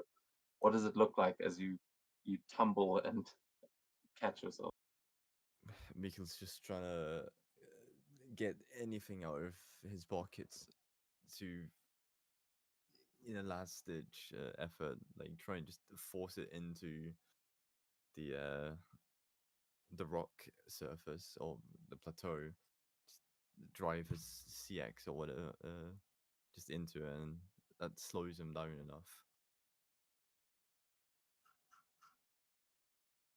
So the rest of you just see Mikil fall into the clouds below, and you just hear the scraping of metal against the rock.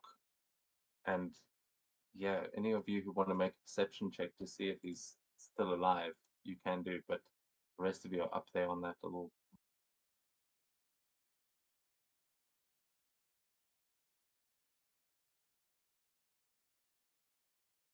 Okay, so perception check. Yeah. Okay, I have advantage because of my benefit of meditating with the giant, so I have advantage on all wisdom-based checks and saving throws. Oh my gosh! Holy double, shit! yeah, good. Holy shit! Okay, so all of you are going to see through the clouds. You will like see as the clouds drift down below. You're pretty sure that Nikhil's dead, and then as that cloud drifts, you just see him hanging from the sea axe, and he has managed to catch himself. And yeah, you'll basically be able to walk the rest of the way up. But Damn. Kind of disappointed. I wasted my no, double no, at 20. I'm not. I wasn't done. Oh, okay, sorry. But I'll tell you what else you see in a second, Onyx. But Okay. just I'll let everyone have a moment to react to this.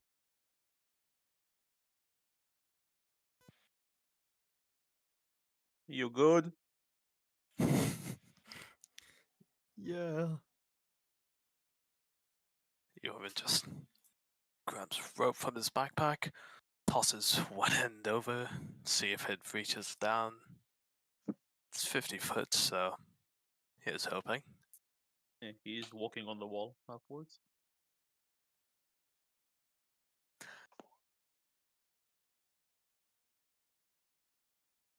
Well, Yorman doesn't understand magic, so I also thinks it might just go away at any moment. And when all else fails, rope. Well, yeah, I mean, your rope would kind of reach down to the ladder that Gorm has made. So Mikkel wouldn't have to go too far up before he's actually got a much easier climb. Even though you can technically Spider-Man your way up the wall, it still would require more effort than like using the ladder.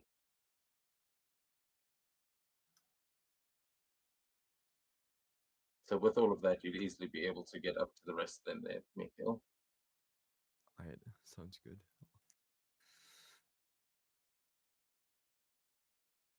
Onyx, you would notice with that double nat 20, you would hear some rocks kind of crumbling and falling just as you would expect being up here, but you would notice something in the wall up ahead, just around the corner. You would see the rocks burst forward and like fall over the side as if a small explosion just went off. It is hard to hear with the wind buffeting around you, but you will notice a creature emerging from the wall. Ooh.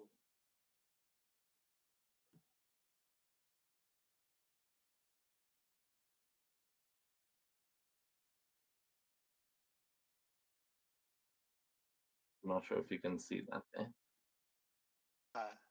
I don't see any token. Yeah, or bottom something. right. Oh, bottom right. Oh, okay, I see it. Oh no, I know that creature from Baldur's Gate 3, the Vulgar. Oh,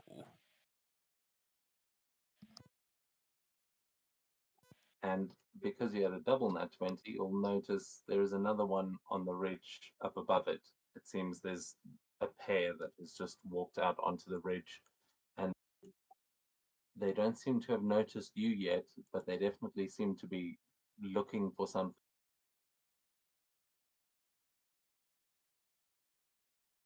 Okay. Yeah. Yep. Onyx will notify the party of these creatures incoming. They don't notice us yet, but they're there. You can make a nature check to you know what these things are. I don't know. Okay. Sorry, I sort of assumed everyone Oh, no. did metal. And no, you wouldn't know. It looks like some kind of land shark. Yeah.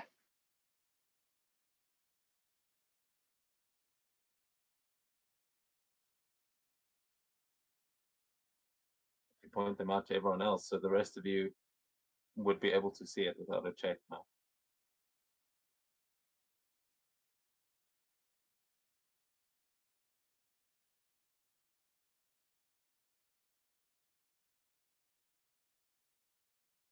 Okay. Yeah, Onyx will ask any suggestions on what to do.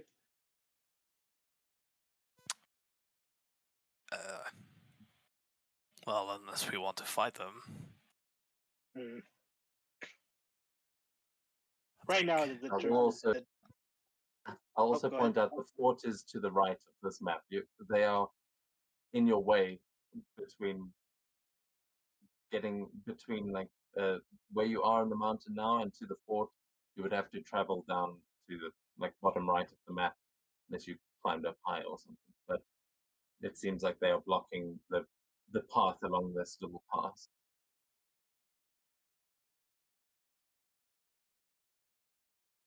Hmm.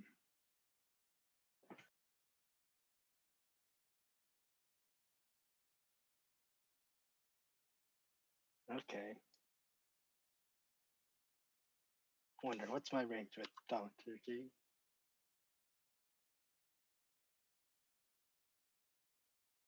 Okay, now that's 3 feet. So now they can't reach.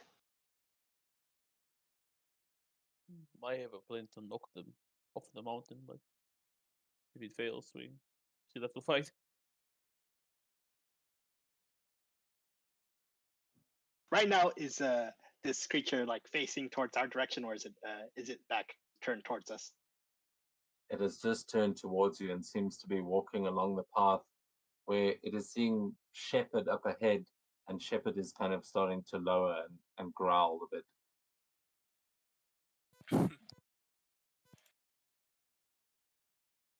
Oh well.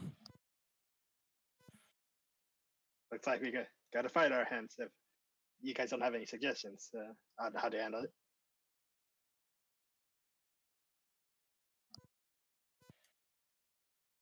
No, nothing on my end.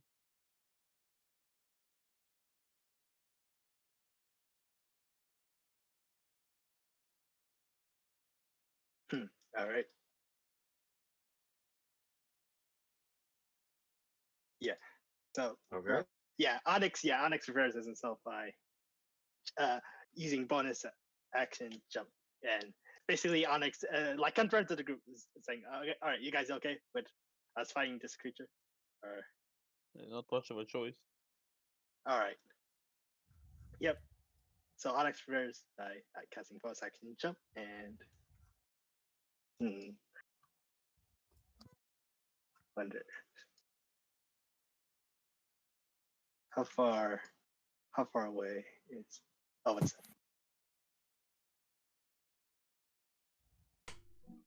No, it's not a good idea to jump off the edge.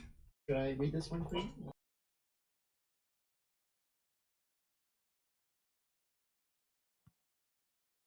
Yeah, so you can roll for initiative if you will have that moment to use a bonus action or something, but okay.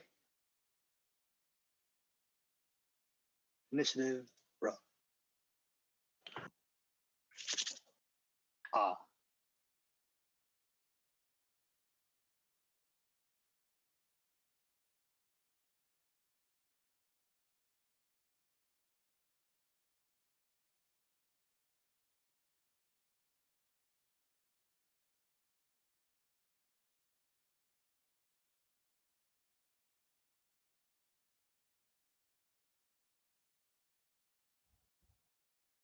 why is Carmilla injured? Maybe she didn't heal. Praying for everything from God Potentially. to inspiration.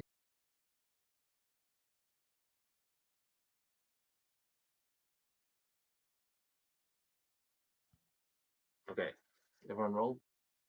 Yep. I believe Cool. so. Then Carmilla, you're up first. You're not sure if these things have seen you yet, as you're still sort of on the side of the wall there. What would you like to do?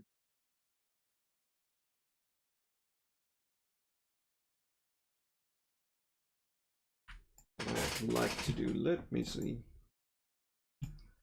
That's weird. Well, I would like to first peek off and see where the closest is.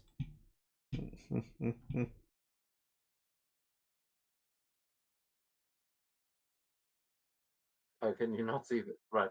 So you should be able to move up there. Let's see if that actually. Oh, yeah, that does something. I can see. Oh, I can see one yet.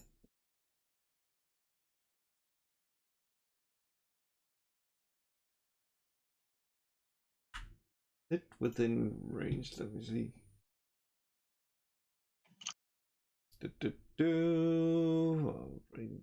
Increments.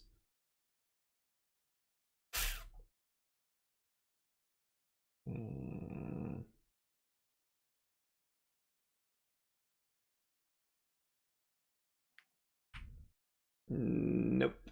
It's out of range. That one down there. Still got movement. I mean, that was only like 15 feet.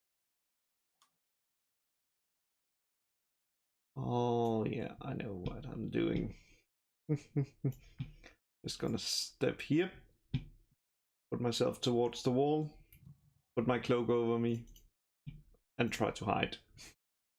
And then wait for it to basically like when it walks past and attack, because I can use my cloak as a bonus action. Okay, nice. You can roll a stealth check there. Oh yeah. So, and then you're readying an attack. Yep.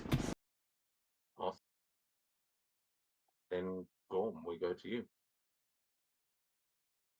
As Camilla blends into the wall.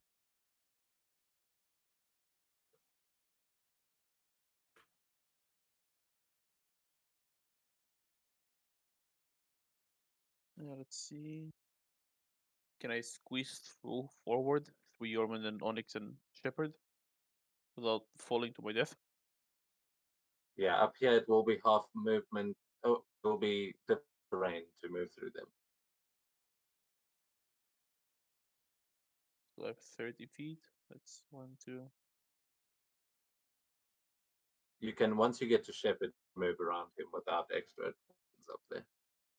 But through, So that's yeah. 25 and 30.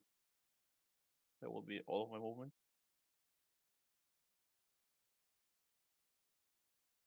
Yeah, I mean, you didn't actually go through them specifically. You kind of did manage to go around slightly. So I'd say you've got an extra 5-10 feet there. Yeah, just forget it. You've got the movement. It doesn't actually cross through their tokens, so it's just a bit of a squeeze on the edge of the cliff. I don't believe I have any ranged options. So I'll just dodge and end my turn.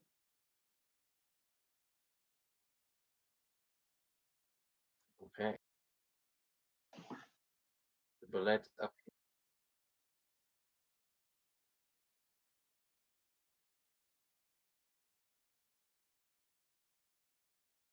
Make a perception check.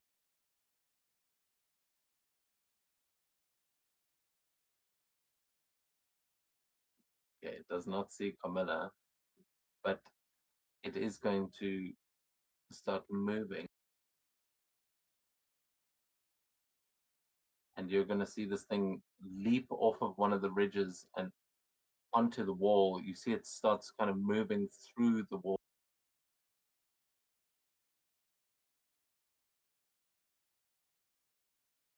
And Camilla, you will feel rocks falling around you. It doesn't seem to see you up from where it is. And Onyx, well, actually, yeah, it's going to use its dash to move.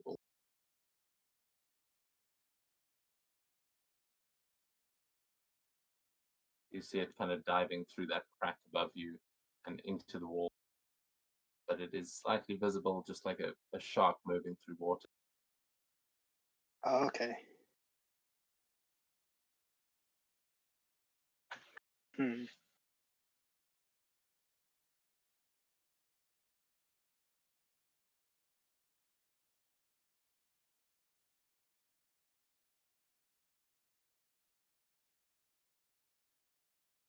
Okay. Oh, my turn.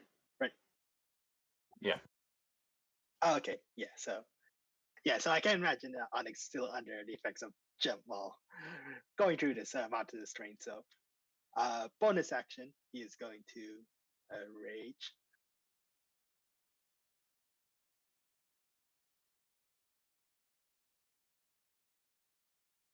Use ability.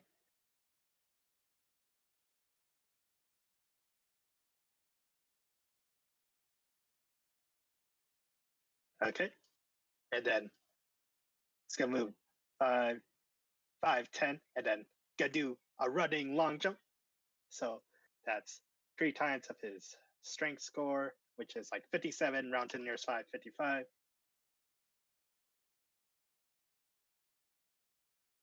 Yep. Oh, okay. He's on the way there. And as an action, he's gonna use the dodge action. So he's gonna prepare himself for any incoming attack this a bull creature's gonna do. And that's his turn. Okay, make it. Alright, well, first of all, I have to get out of this area. So I'll just quickly. Right. Try and get up. Nice. And then I'll use the old faithful Shield of Faith on myself. Oh yeah. And then I'll move up a bit further. And then I can ready spells, correct? You can. It'll take. Remember, it uses your reaction to cast it when you've read it, but you can. Yeah, I'll ready a firebolt to be thrown on this Alblog when it moves. If it moves. Okay. That'll be my turn. Oh, you owned it.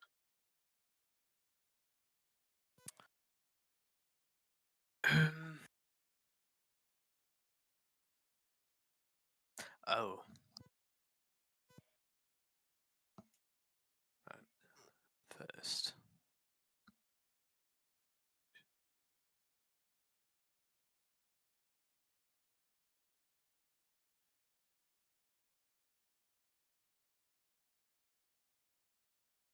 Jormund. Well, Shepard's gonna sneak up ahead. Would it be difficult moving for Shepard as well? Not through the end. Okay.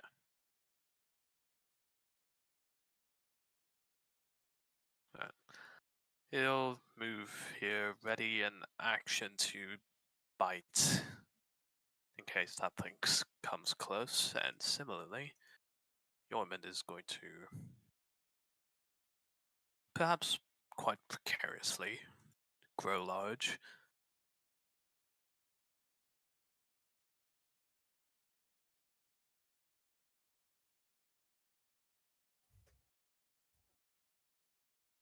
And he's going to ready an action to. What he wants to do is brace against a rock below him in case that one up there drops down, so he can grab it and throw it off the edge. Wait, so you say that again? You're trying to, like, if it jumps at you, you're going to try and catch it and redirect. Yes, just straight off the edge.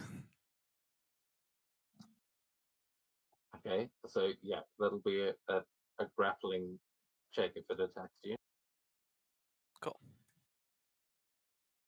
And yeah, that's my turn. Okay, then that takes us to the bullet as everyone's standing at the ready. And this creature is going to see Shepard and Onyx moving in towards it as it sees Onyx jump, and it is going to jump itself as it uses Deadly Leap. And that will trigger both Onyx and Shepard's ready action, which will be your react. But then I need Onyx and Shepard to both give me a dex save. I mean strength save. Strength or dex, whichever. Oh.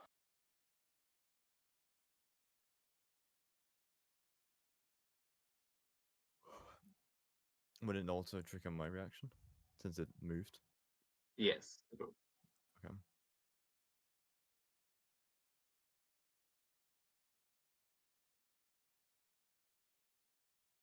Cool. I do not hit Shepard nor Onyx. 20 points of damage, okay. Nice. That's one perfect fucking pitch. And you both succeeded your strength saves. So let's see. You are not knocked prone, but you do take. Let's see.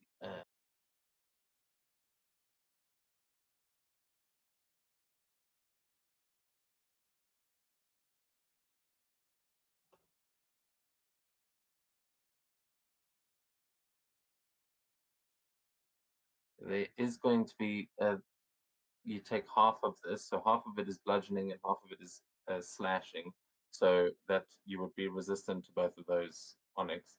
So you only take a quarter, but it would be 15 points of damage to Shepard, and then 7 points to Onyx.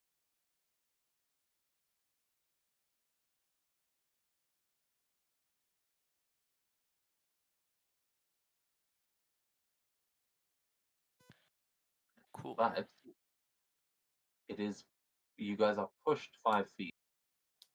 Oh. And I'm going to need Shepard to please make me a dex save to avoid going over the edge. Man. Oh. Okay, so Shepard is pushed and is toppled over the edge, but is currently sort of like hanging on to just 2 little paws, hanging onto the side as Shepard starts and is kind of caught in the crack there. But yeah, if no one does anything to save Shepard soon, is going to fall. And then that is just using its movement. It is going to whip around and try to bite on it. Oh, yeah, it's disadvantage because I used my action to dodge.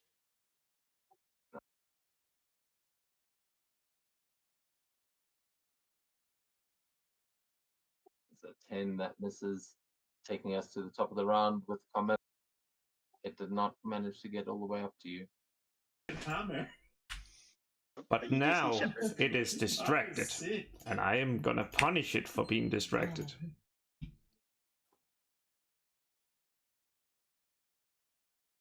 Let's see.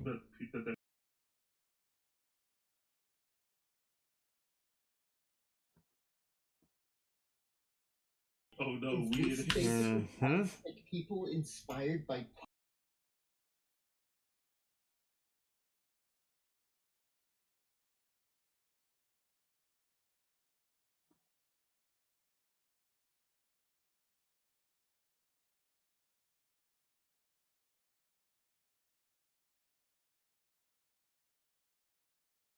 emphasize religion much, even that Sad. Sinuinian.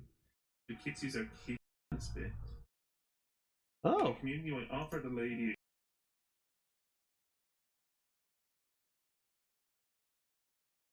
through logics. Oh, they're nomadic.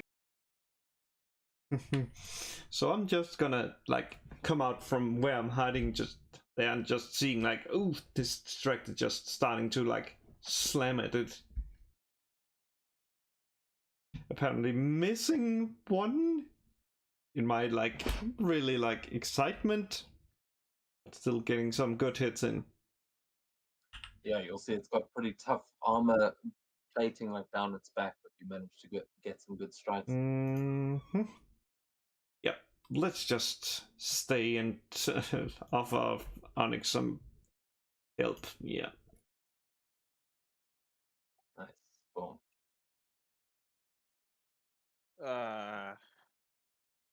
Really? Roll higher shepherd next time, please. Thank you. I'll cast Nature's Ladder again.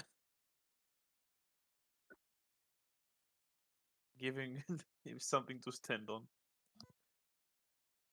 Okay, so yeah, in that crack, these roots will just start to grow out, and the shepherd will have something to put his back legs on and start pushing himself back onto the leg.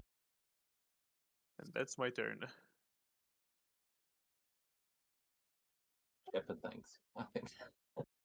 But on the other side, the one that is surfing through the side of the mountain is going to turn and dive out of the mountain, going airborne and flying straight towards you, Yormund.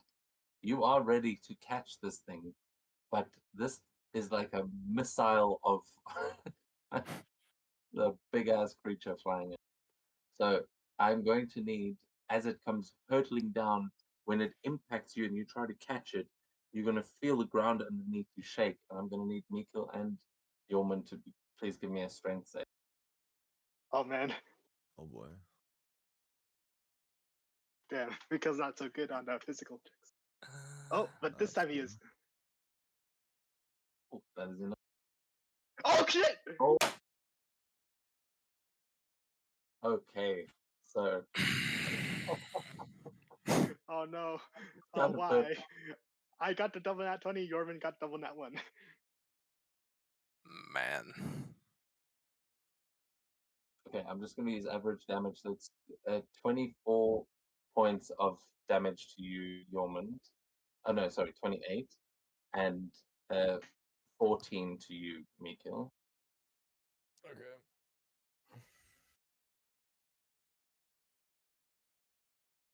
And Mikkel, you are not knocked prone as the kind of ground crumbles underneath you. You are pelted by more rocks, but you're able to step out of the way as Yormund catches the incoming the incoming bullet, which makes sense.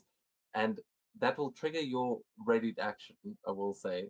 You can make a reaction to make an athletics check, but this thing is tackling you straight off the cliff. You hit it, but it's like a rugby tackle that is just taking you with it. Yeah. As you are knocked, basically, you are knocked prone by its a deadly leap, and you are moved 5 feet. So this athletics check is going to see whether you stay on the side of the cliff. Okay, good. Dirty 20. Okay, let's see what it gets. It is flying in towards. Ha! See. So you, Mikkel, you see this bullet flying down, hit Yormund, and they both just go straight over there. Oh shit. But Yormund, you, as you are grabbing this thing, you turn it in the air and slam it down into the rock underneath you, as the two of you just kind of create this crater on the ledge underneath that just breaks underneath both of you. And this creature, using its ability, kind of gets a grip onto the wall, and you are gripping onto this thing So you're kind of hanging off of this shark, this land shark that is embedded itself in the mountain, and you've kind of got one foot on what is left of that ledge, but you are in a full grapple with this creature, and yeah, although you weren't able to throw it over the side, you've managed to hang on yourself. So naturally, it's going to try and bite. I suppose that's fair.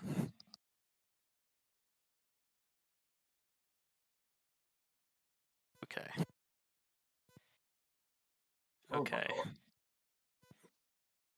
So as you are hanging onto it, you've got this thing, and then you just see its jaw turn around and just grab you like over the one shoulder and just biting into your chest and back. This thing has got you, and yeah, you may have a new bite mark. This ain't no fox. At least the fox was cute. This fucking ugly thing. Indeed, it is. Yeah, I think that takes us on to Onyx then. All right, Onyx gonna do the old classic 1-2 smackaroo with unarmed strikes. So unarmed strikes with advantage. Hit. That's 10. Then second unarmed strike. Hits. 11. Then bonus action, third unarmed strike. That flanking coming in flash. Yep. Hits. Nice. Nice. 31 points of damage from that single turn from Onyx, and that is his turn. Very nice. Yeah, that was. That I saw at least one nat one in there. That was some flanking gold, but nicely done. That thing is not looking good as you're beating up on it from both sides, and Shepard is probably growling at it intensely. And sorry, was that your turn on? Yes, that's my turn. Is there anything in particular that you're doing with that attack? Like any special moves he's throwing out there? No, I can imagine he's just like punching it in the jaw, like the jugular jaw. To be fair, that's what they say for a shark. You got to punch it in the nose. It's just wailing on this thing, like probably breaking its jaw by this point. But Mikil, on the other side, you've just seen Yorman get tackled off the mountain. What do you do?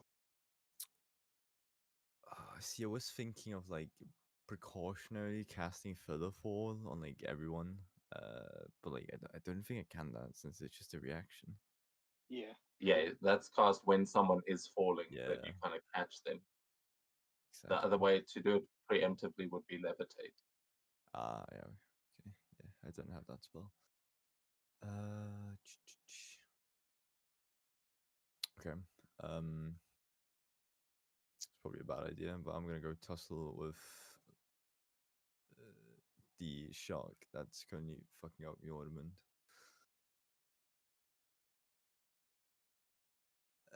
So I'm gonna go on the ledge if I could.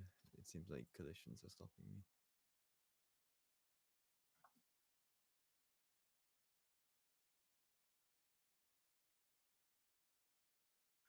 Is it not letting you move? Oh, maybe it's because I'm on the wrong thing. Yeah, that makes a lot of sense. Oh, the Oops. classic. Okay. I'm gonna hit the creature with my CX twice.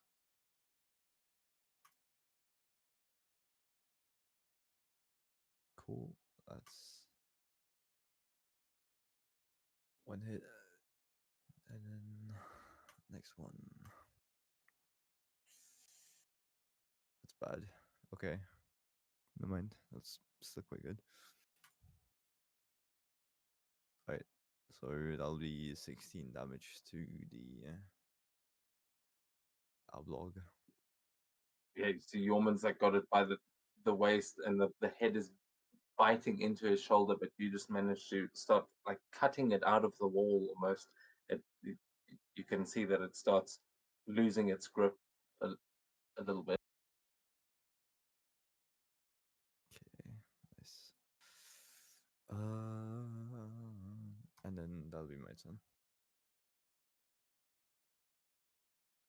Okay, Yormund on the other side, you see Mikkel's helping you out, but that's a hell of a bite wound you've got there. What are you gonna do? I'm going to first use my frost rune. Yep.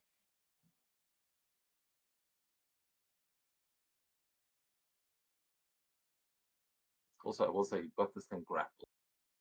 Yes. And I have something for it. I think Foundry might be lagging at the moment. So I'm just but gonna... I see the action that Dro. Ah. Well.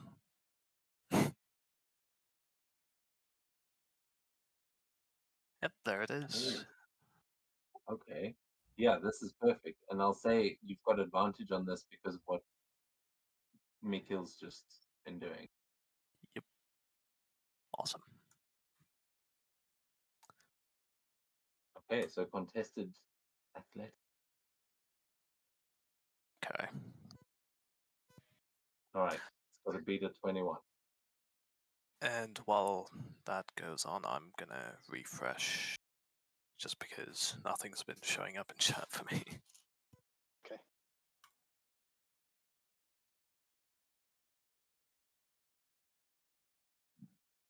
That is a 13. Nice. So, would you like to describe how you are incapacitating this target? And I mean, I think we know what you're trying to do, so you can get creative with it. But yeah, you are able to move this thing up.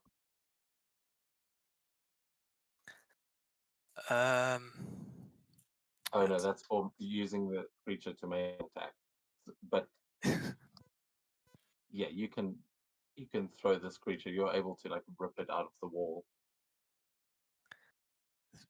Just sort of the pose we're both in is Yormund is like grabbing it by the waist, but also trying to like lean back and suplex it while focusing on his own balance at the same time.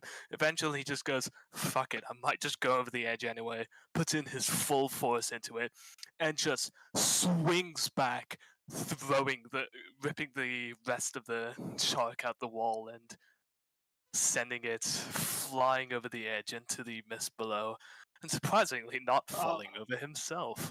Oh man, cool effect. Yeah, move it. The token going smaller when it's falling. I was just matching. I just imagine Greg. As you're doing this, Yormund, yeah, you rip it out of the wall, suplex it, throwing it out into the clouds, but you are going to get thrown off the wall in doing that. Mikkel, however, you will see this happening. You're like right there. So, do you have a reaction to this as you see this? Mikkel's just stunned as he just sees this fucking getting sent. You can imagine like just like Spider-Man just standing on the wall, he's just like, oh, kind of scratching his head, like, what the fuck just happened? Yeah, you're watching. Right now. If anything's gonna get you there, that was a finishing move.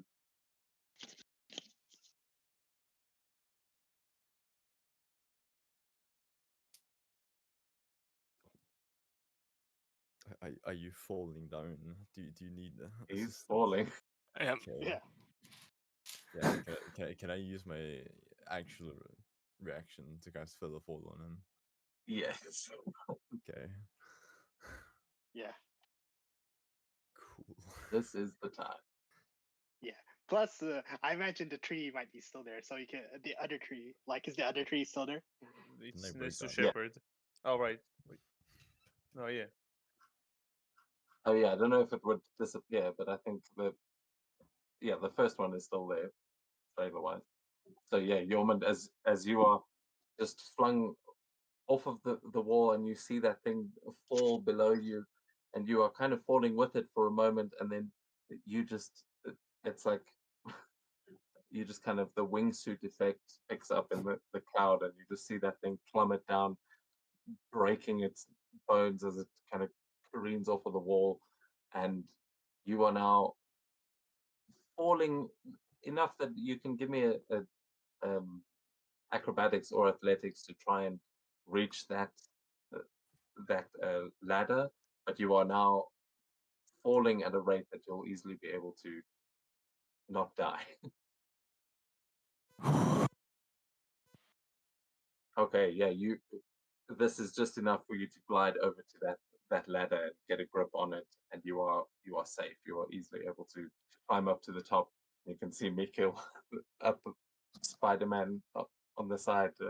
He has just caught you there.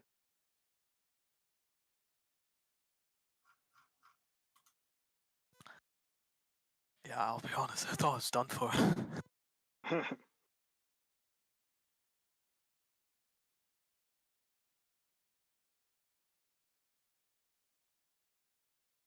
Oh, is that your turn?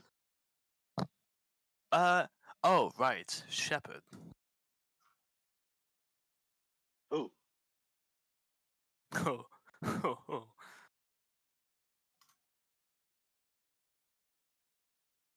Shepard doesn't like getting off a wall either. But No, but good thing he has that ladder. And he's about to find out if this thing has nuts. And fittingly, it is turned around against Onyx, so its back hind is facing towards Shepard. yeah, it is in the right position. If this thing, Oh my Ah. fucking god. well, it turns out that the back of this creature is actually in the ground, so Shepard's gonna have to dig a little bit to get where he wants to go. Although you do have flanking. Was that with advantage? No. Yeah, That was, yeah, it was. yeah. It was an 8 and that one, unfortunately.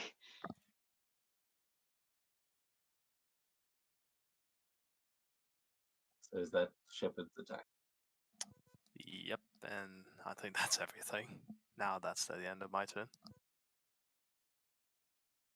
Okay.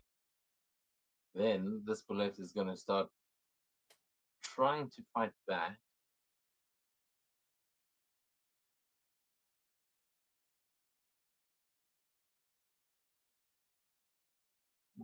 Yeah, it's going to try and bite on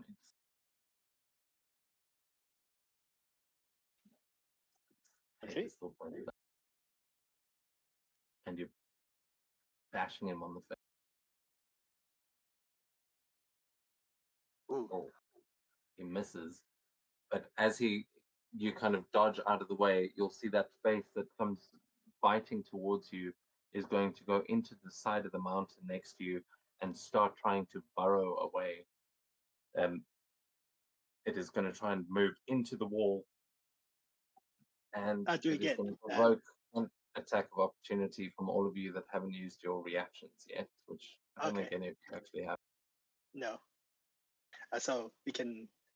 Is this with an advantage or no? A regular attack roll. It would be you're still flanking as it's trying to leave. Okay.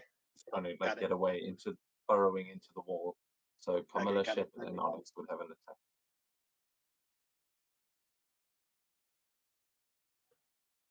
Ooh. That's Well, is that Mind your Wanderer. I'm pretty sure it's dead.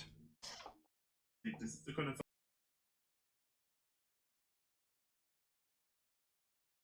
okay? Alright. Unarmed strike.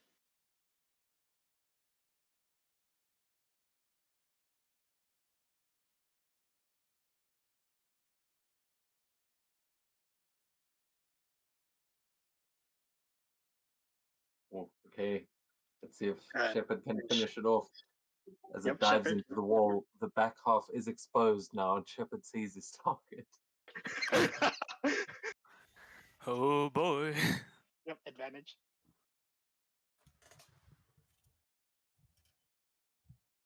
Oh, Yeah. Yes. How here's does hoping. Shepard want to do this? Ah, fuck. What? It keeps. No, it just keeps Oh, halving okay. damage because the. No, that was a kill. Yep, so Shepard sort of bites at like the lower plating on its back, thinking that's where its nuts must be. But no, it's he just tries. He can't get in no matter what, until suddenly it lurches, it leaps towards the wall. And there, Shepard realizes, that's not what I thought it was, but now I see my target. Shepard jumps like a hunter on the prowl, and he hits his target, rips him off. A display of of a successful hunt. Yes. A ultra circumcision. So, like, the head has gone like into the wall, but it's just scrambling, like trying to dig. And with Camilla's like crit there, she's just pinned its head, like she's driven the sword through. So you kind of just have it being pulled from both sides, and that is just ripped apart with Onyx using it as a punching bag. And with that, the bullets are dead, and we are out of combat. Huzzah.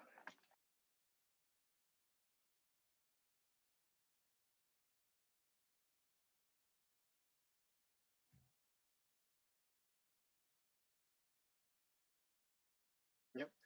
As y'all get back together, Onyx seeing Yorvin injured, so he's gonna use his healer healing. So I can heal 1d6 plus 4 plus the amount of hit die. Yorvin had which is 6, so 1d6 plus 10 healing for Yorvin from using my healer's kit.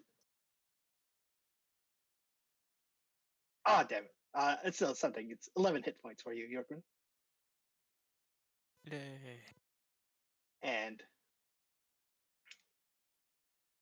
yep, and he'll also use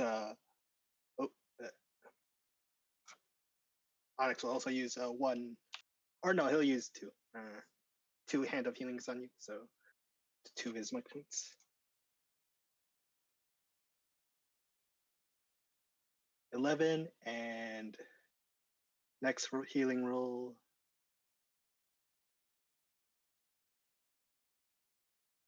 10. Nice. Nice. Much appreciated. I think Right. next time I prefer moving through the trees. Yeah, but unfortunately, this is it's a mountain and not not a forest. Should have dodged the bullet. Got him. Well, I'd like to see you try. Gladly, I don't have to.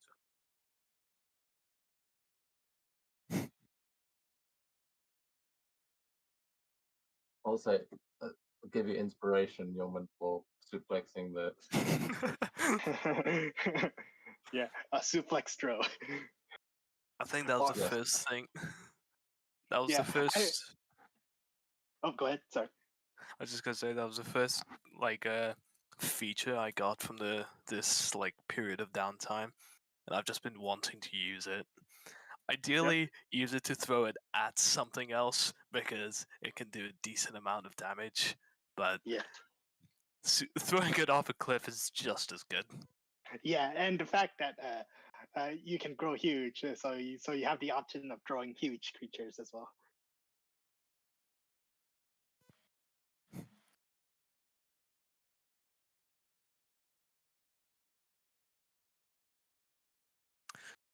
Shall we keep going?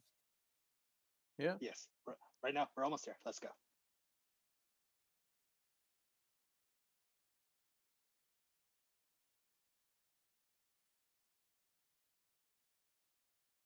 Oh yeah, Mikhail, you're also injured.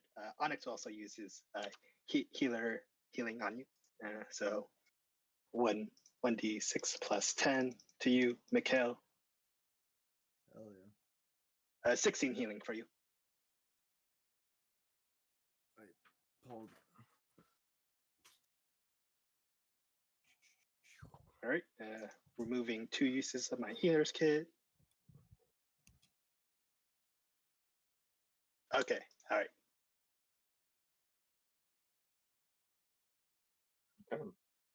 You will, as you guys are now making your way across the cliff pass, a raven will fly up to you with a message from the guys down below, and it will just say to, if you can get into the fort and raise one of the beacons, sound one of the horns, anything like that, to give them a signal, they will march. So whenever you guys are ready, you can begin the warfare, but you are now, as you make your way around this cliff pass, you can see the wall of the fort, and you can see the small little entrance that you may be able to squeeze through. It is, yeah, not too far away.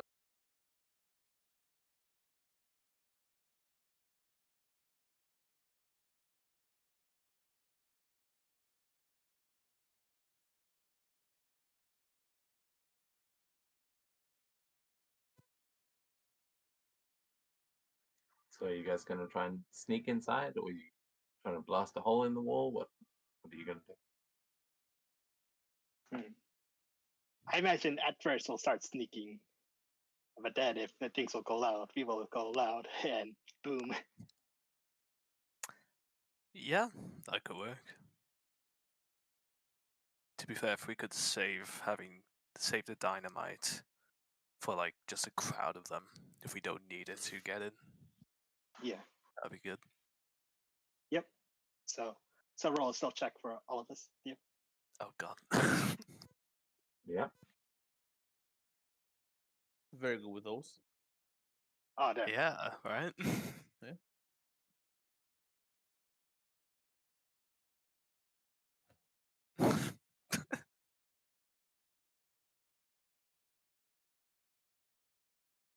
Nope. Nope, Oh shit, my there we go. fucking god. No, we're, I think our fighting caused some noise. I think Rolled it's time. 4 nat ones today. Good job. It's think more it's than the time. Giga Just session. magically Whenever manipulate it was the traits. Giga one. This is cursed. To be honest, I think it's getting there. Yeah, I know how I feel. From that session when myself and the giant got the Lycon disease.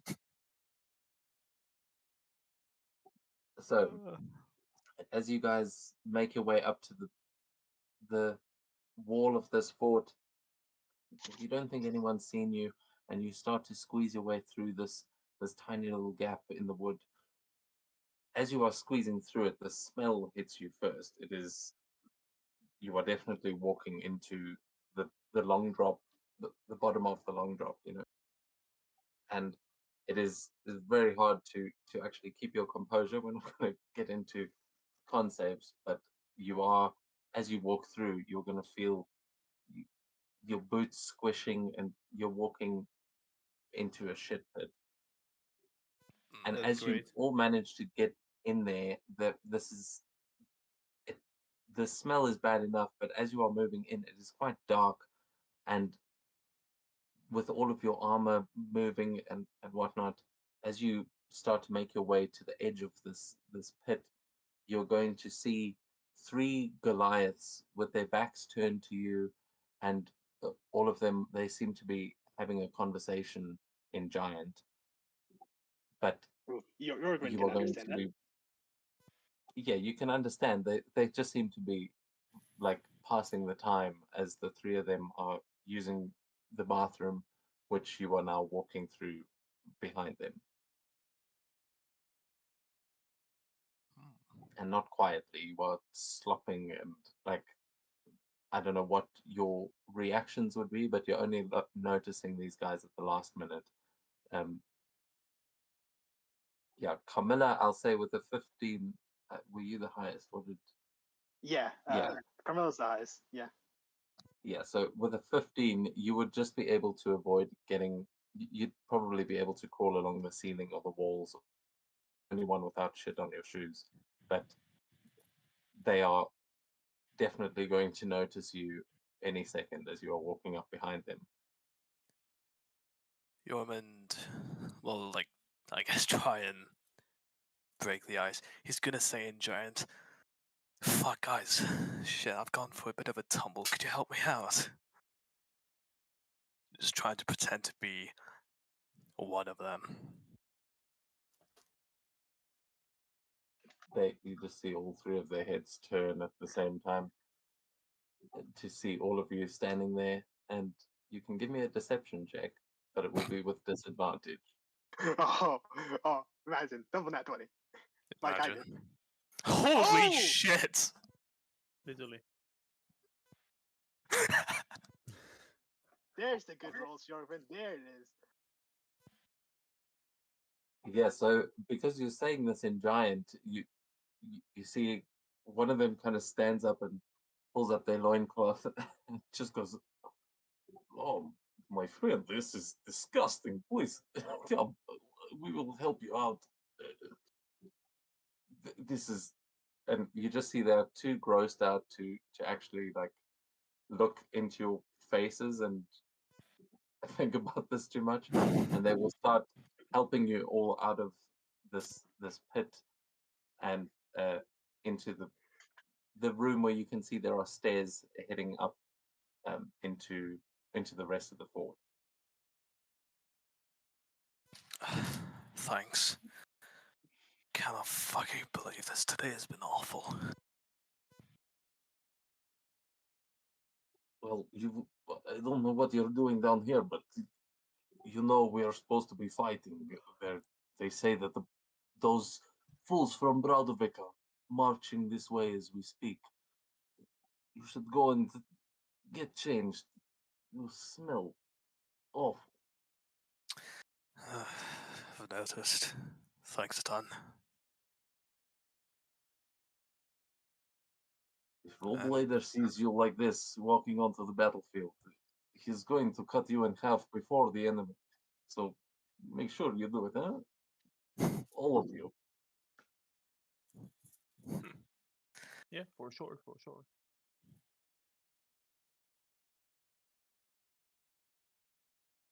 All right. Can we just move past them and head into the further area down? Yeah. Yeah. Until we Seems get like to the the only- important looking people. Yep, and nonchalantly place a good bomb somewhere. Yep. Yeah, so you guys, as bad as you smell, you are able to move into this fort, and you'll see a couple of units busy amassing. They seem to be getting ready, and you can see their troops are definitely not as well kept as your own, but you can see that the main like longhouse here is there's like a throne room longhouse in the center of it, and as you're making your way in, you'll also notice that they have got they've got archers, they've got infantry, and they have a catapult at the back of the fort. But it seems like there is a gathering happening with the main commanders in the longhouse. But the rest of the Perfect. troops seem ready to fight. Perfect. Gathering in one place. Perfect. I think we should sabotage the catapult. And do we see like a beacon tower or anything of that sort? You can see that there are sort of watchtowers on the corners of the fort that have got beacon fires in them, but you will also see outside the main longhouse, you'll see a large horn that is, yeah, I mean, it seems like it's one of the main alarms here is that horn, or probably for people arriving and that kind of thing.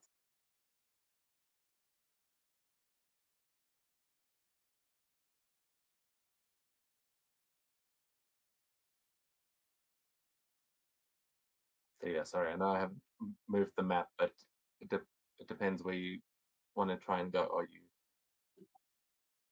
you going to try and sabotage the catapults, set off an alarm, or are you heading to the main gathering spot?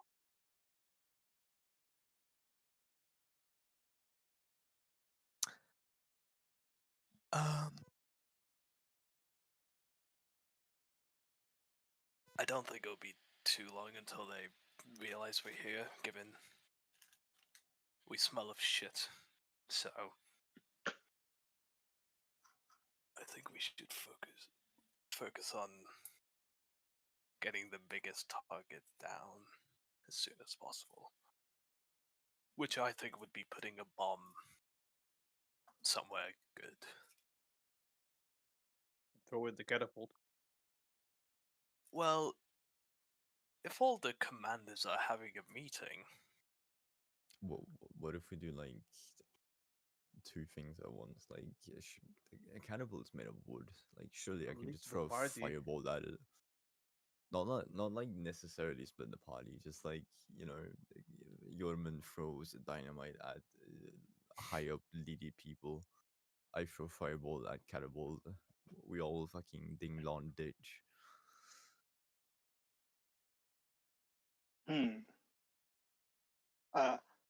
I wonder, can we cause some kind of rock slide on this fortress with the bomb? would I think need it's a a lot more bit too late. explosives. Oh, probably. Okay. I like understanding how useful explosives are with the rocky terrain. So I understand. It would also require a Yeah. lot more work. Yeah, I mean, you've essentially got a grenade more than. I mean, it's Okay. an old school, like gunpowder Black. bomb, Yeah. black powder. Yeah. Yeah, so just to Okay. to make sure the longhouse is where the horn is and where the everyone are gathering, the commanders. Seems like that's leader of this faction.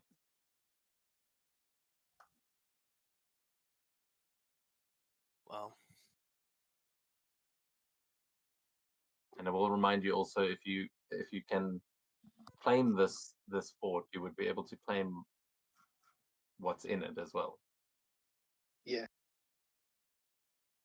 So disable the catapult. Okay. Time to yeah, cut the Mick, ropes. go over. Yeah, go over and just like unscrew some bolts. Unscrew. I'll if I cut the ropes on it, surely they like wouldn't have time to like reinstate them. So it should be dead for long enough that we can like survive the assault. Go for Or it. they can't use it. Okay. Yeah. Alright. Go for it. Meanwhile,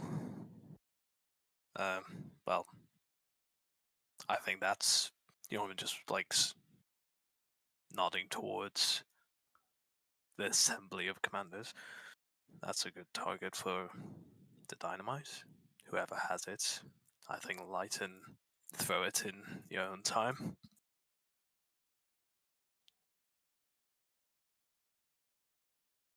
So we are splitting.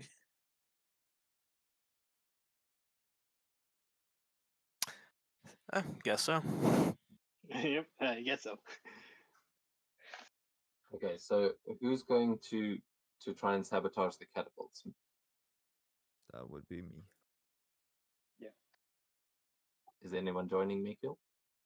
Can I hand Yormund the bomb? Sorry for moving it around Sure. and go with him. Uh, Go with Mikhail. Sure. Do you want me to Alright. take it? I wonder, with the bomb, can Carmilla do it? As she's the most sneaky out of all of us. Mikhail isn't sneaky. Oh no, not Giving the the bomb catapult. to Camilla. Yeah. Yeah, I am giving it to whoever is not going with Mikhail, which is everyone except me. So whoever wants it can take it. Should be able to give the item. From Yeah, your- but if so, just tell me who's taking it. Carmilla, are you up for it? Yeah. Mm. Like Yes, no? I already moved it to Camilla's inventory. The Nice. illusion of choice. Yep. I don't know. And now I'm gonna blow us all up. That would be counterproductive. Mildly. They can't kill us if I killed us first. so, what does being a philosopher? Okay, so we've got then Mikhail and Gorm heading to sabotage the catapults, and Yes. everyone else is moving towards the main longhouse. Yes. Yes. Okay, so then Mikhail and Gorm, you guys can give me stealth checks as if you're trying to sneak through there, or deception checks if you're trying to pretend to be like you're meant to be there.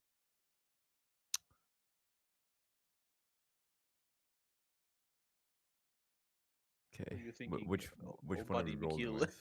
Because like, One has both- disadvantage and one has a bit lower. I say the straight roll is better than disadvantage roll. Okay, so which one are we going for Deception. then? To be fair, Deception. the Okay. shit might give you disadvantage on the deception Yeah. because Oh. that's drawing attention to you. Oh man. Well, shit. Oh, Okay. oh, okay. Shit. Literally 15. So deception on the disadvantage on the deception as well. Yeah, so that's there's a Oh, shit. disadvantage on that one as well. Okay. Oh, Oh no. fuck. Wait. Is it only for? Oh dang it! Oh crap! No. Shit. So as you guys walk along, leaving a trail of shitty footprints, you manage to get up towards the catapult, but the catapult is like deep in the fort, so you're having to try and avoid this, like all the patrols that are walking through, most of whom are ignoring you but are smelling you and just like they think that you're just trying to avoid them out of embarrassment. However, as you get up to the catapult, you will notice that there is a full crew on the catapult. The commander might be in the longhouse, but they are crewed and ready. They all seem prepared for battle. And as you guys make your way, you kind of sneak your way to the top of the stairs where this thing is positioned. And as you get up to the top, you will just notice all of them turning to look at you as one of them just is like holding his nose. He says, "Oh, what the? Who are you? And why do you think it's okay to come here? Does this look like a bathhouse to you?" Jeez, How that is invoking his name. Is that God?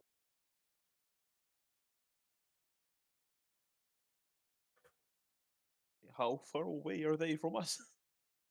Like I'm They going kind to of they're like all in front of you. There's a whole unit here standing in front of you. So you guys have the case behind you, and in front of you is like a kind of octagon shaped area with a catapult in the middle and just units or just soldiers everywhere that are they seem to be like ready to load this thing and aim it and fire it.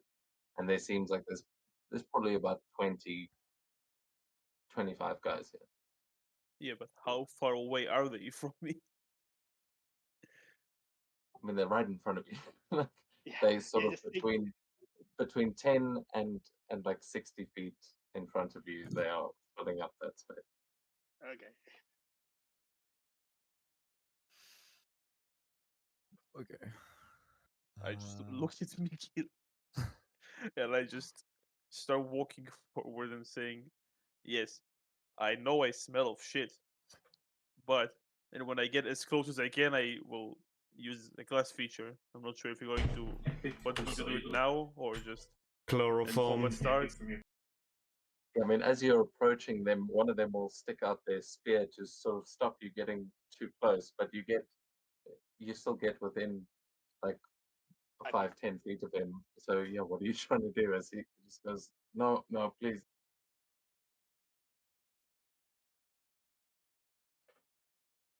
Come on. Oh, there we go. What's yeah? Oh, what are you doing, Mikael? Oh, I'm not doing anything. Oh, in gold. Oh. Oh god. Skadoosh. Oh.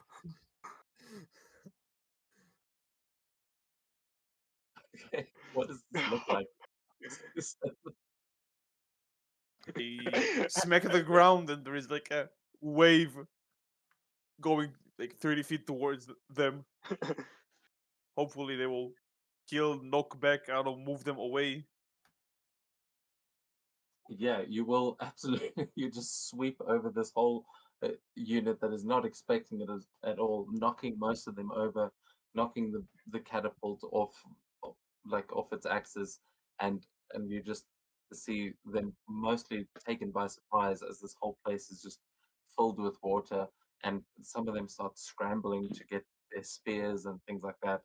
You have at least disrupted this place enough that the catapult unit will have disadvantage on their first round, but to do any more than that, you may be risking a fight here. You've got a moment to try and get away if you want it now, but this tidal wave has just swept over most of them. So what do you do? Okay, idea. I cast Grease. ooh, Okay, nice.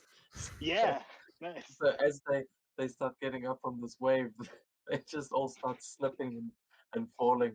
It's just a complete comedy of errors happening. Some of them are sliding into each other, knocking themselves over again.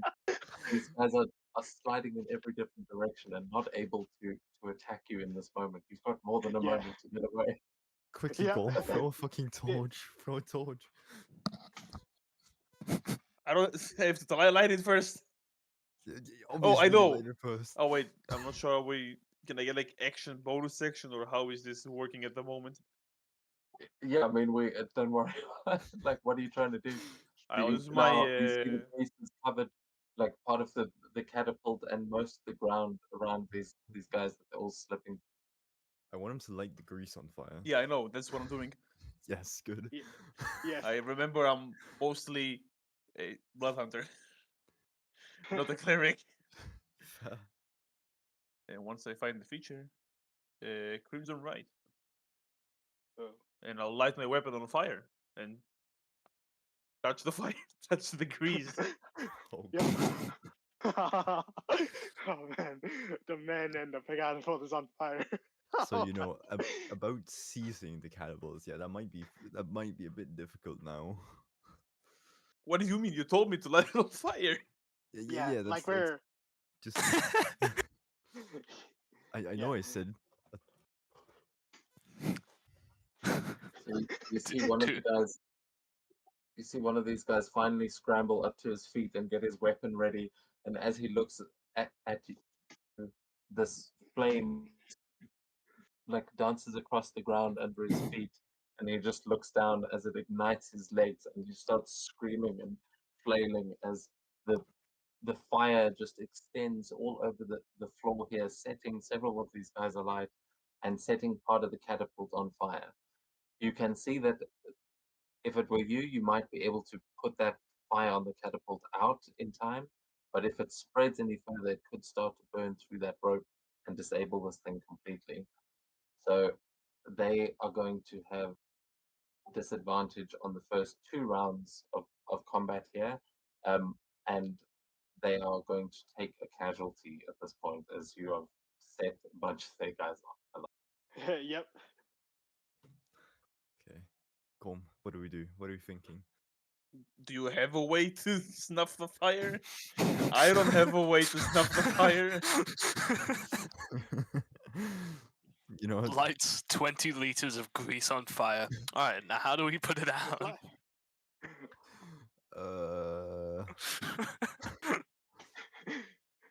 I have a water skin with water.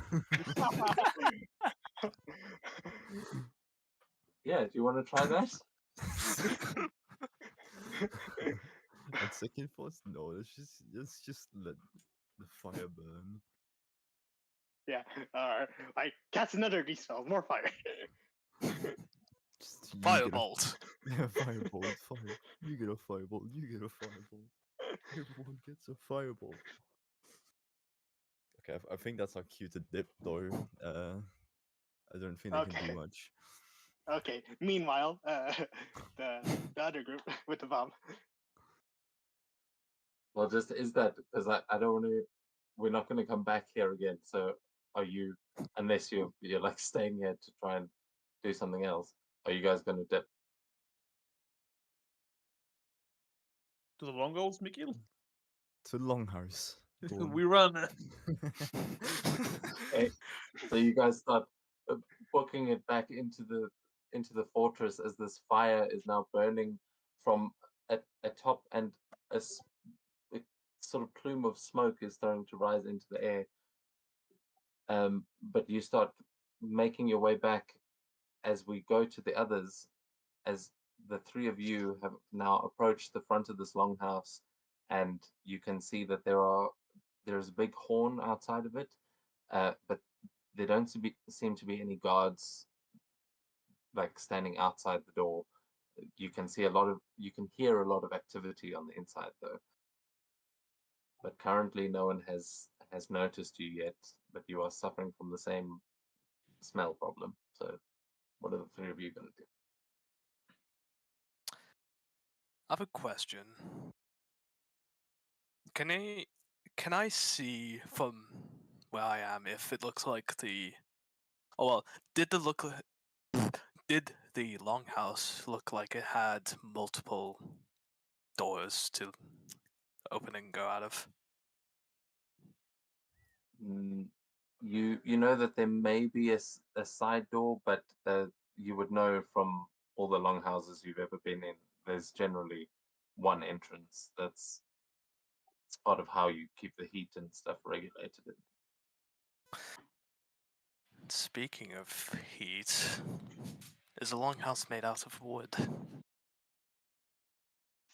Yes. Guys, I don't think we have to go inside at all. Right. What's the plan? Well, Bear in mind, it's very thick wood. It's not like Kiga where you can just. This is a. I mean, it would definitely burn, but that's starting a serious fire.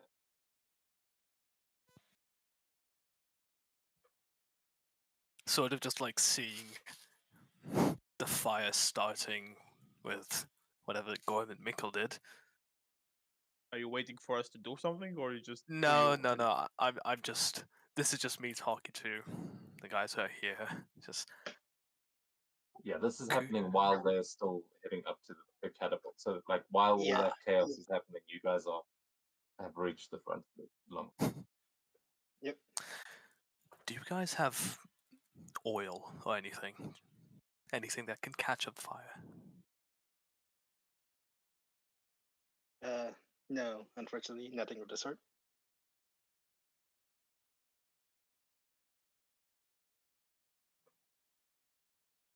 Well,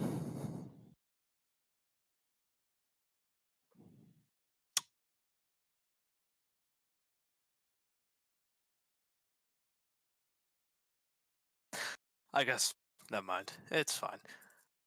Yormund is going to kind of like try and go around the back or just around the corner where not many people are looking in with his little tinderbox, try and get like a spark or something onto a stray piece of wood just to start a fire so that in maybe 6 hours it finally burns. And as well as that, he's just gonna say, Carmilla, feel free to toss in that bomb. Throw it in there. I'm sure it's fine. Throw that. Well, throw that. Yeah, let's just throw it in. People with that. Can burn worse. Okay, it looks like I actually. And then I'm just. Where are you throwing it into? presumably just opening the door, just throwing it in there. Yeah, if you have seen like that, just going in the like Honestly, pulling the pin, I throwing wonder. it, closing the door, and then just once you see Yeah. me in the- Quick question. I wonder, can we take a peek while opening the door and take a peek inside first? Well, those are two different things. Quickly, Before we just do- opening the door and throwing a bomb inside, and opening and looking at everyone and then throwing a bomb inside. Well, It's slightly different. all Yorman just said is, feel free to throw that bomb in there. Yeah. Basically, what Onyx is suggesting is that first we take a look around, like basically open the door a little bit to have like a little crack to see inside, and then have an idea of where to throw the bomb. Okay. I will also remind you these are big ass wooden like double doors. It's not like you're just gonna creak it open. That's a big door Yeah. to open and close. Like to actually make Yeah. that quick, you would probably get enough of a view inside. But yeah, you can hear from the outside. You can hear it is definitely bustling in there. It sounds like there's a lot of people in. Okay. But yeah, if you want to try and throw that bomb in and try and make a perception check at the same time to get a glimpse. Oh, okay. A You can- perception check. Well, if you're doing that, then Camilla, you can make a sleight of hand check, and Onyx, you can make a perception check. Yep. Which I have. Yeoman, I will ask Yeoman also for a oh no. stealth check to try and set the outside of the building on fire. Okay. Yep. Yep. And thank you, meditation. I have an advantage on my perception. Okay, that is a dirty 20.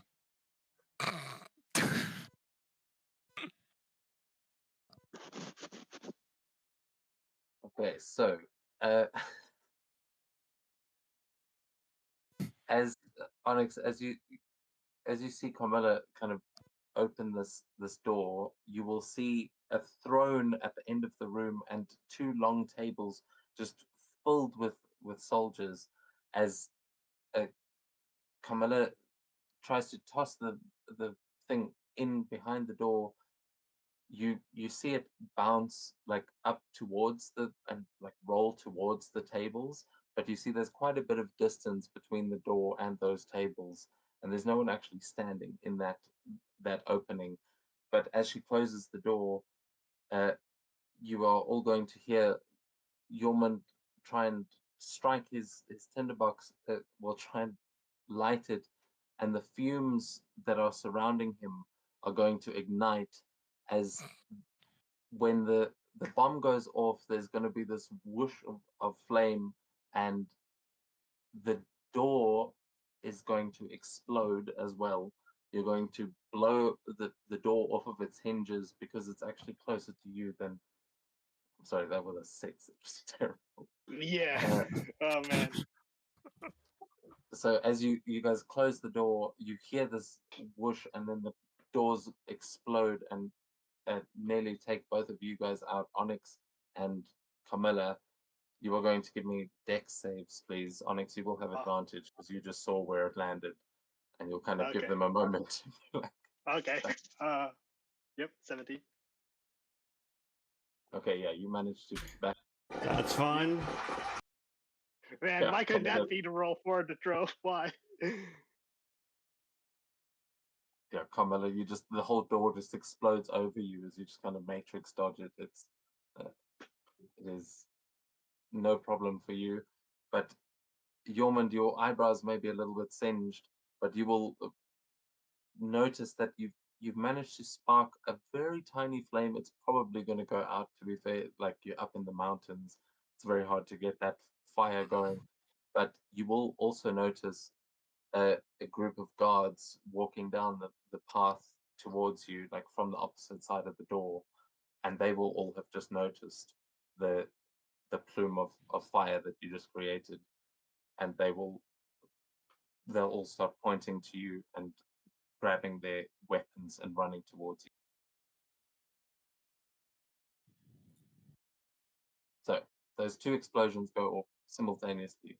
The catapult is on fire up at the top, and as these doors are blown off of their hinges, Mikil and Gorm, you guys running through the fortress are going to be running into a couple more of those guard patrols and having to avoid them. And as you manage to get down the stairs, you will see a group of these 3 guards now running at Yormund as you are kind of coming up behind them.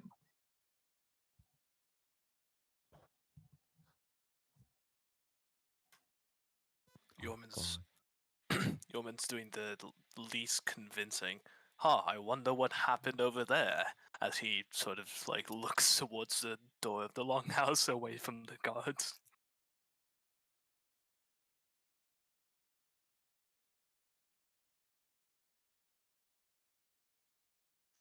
I mean, yeah, you can. I'm not even gonna ask for a roll. No. They're running at you, but I will say you can give me a deception to see if they keep their attention on you and they don't notice Mikil and Gorm running up behind them. Oh, not bad. Yeah, so they definitely they assume that the 2 guys behind them are their backup, and they are running at you, Yeoman.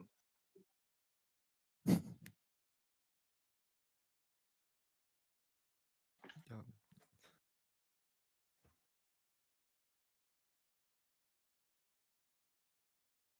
Are Gorm and Mikil gonna do anything?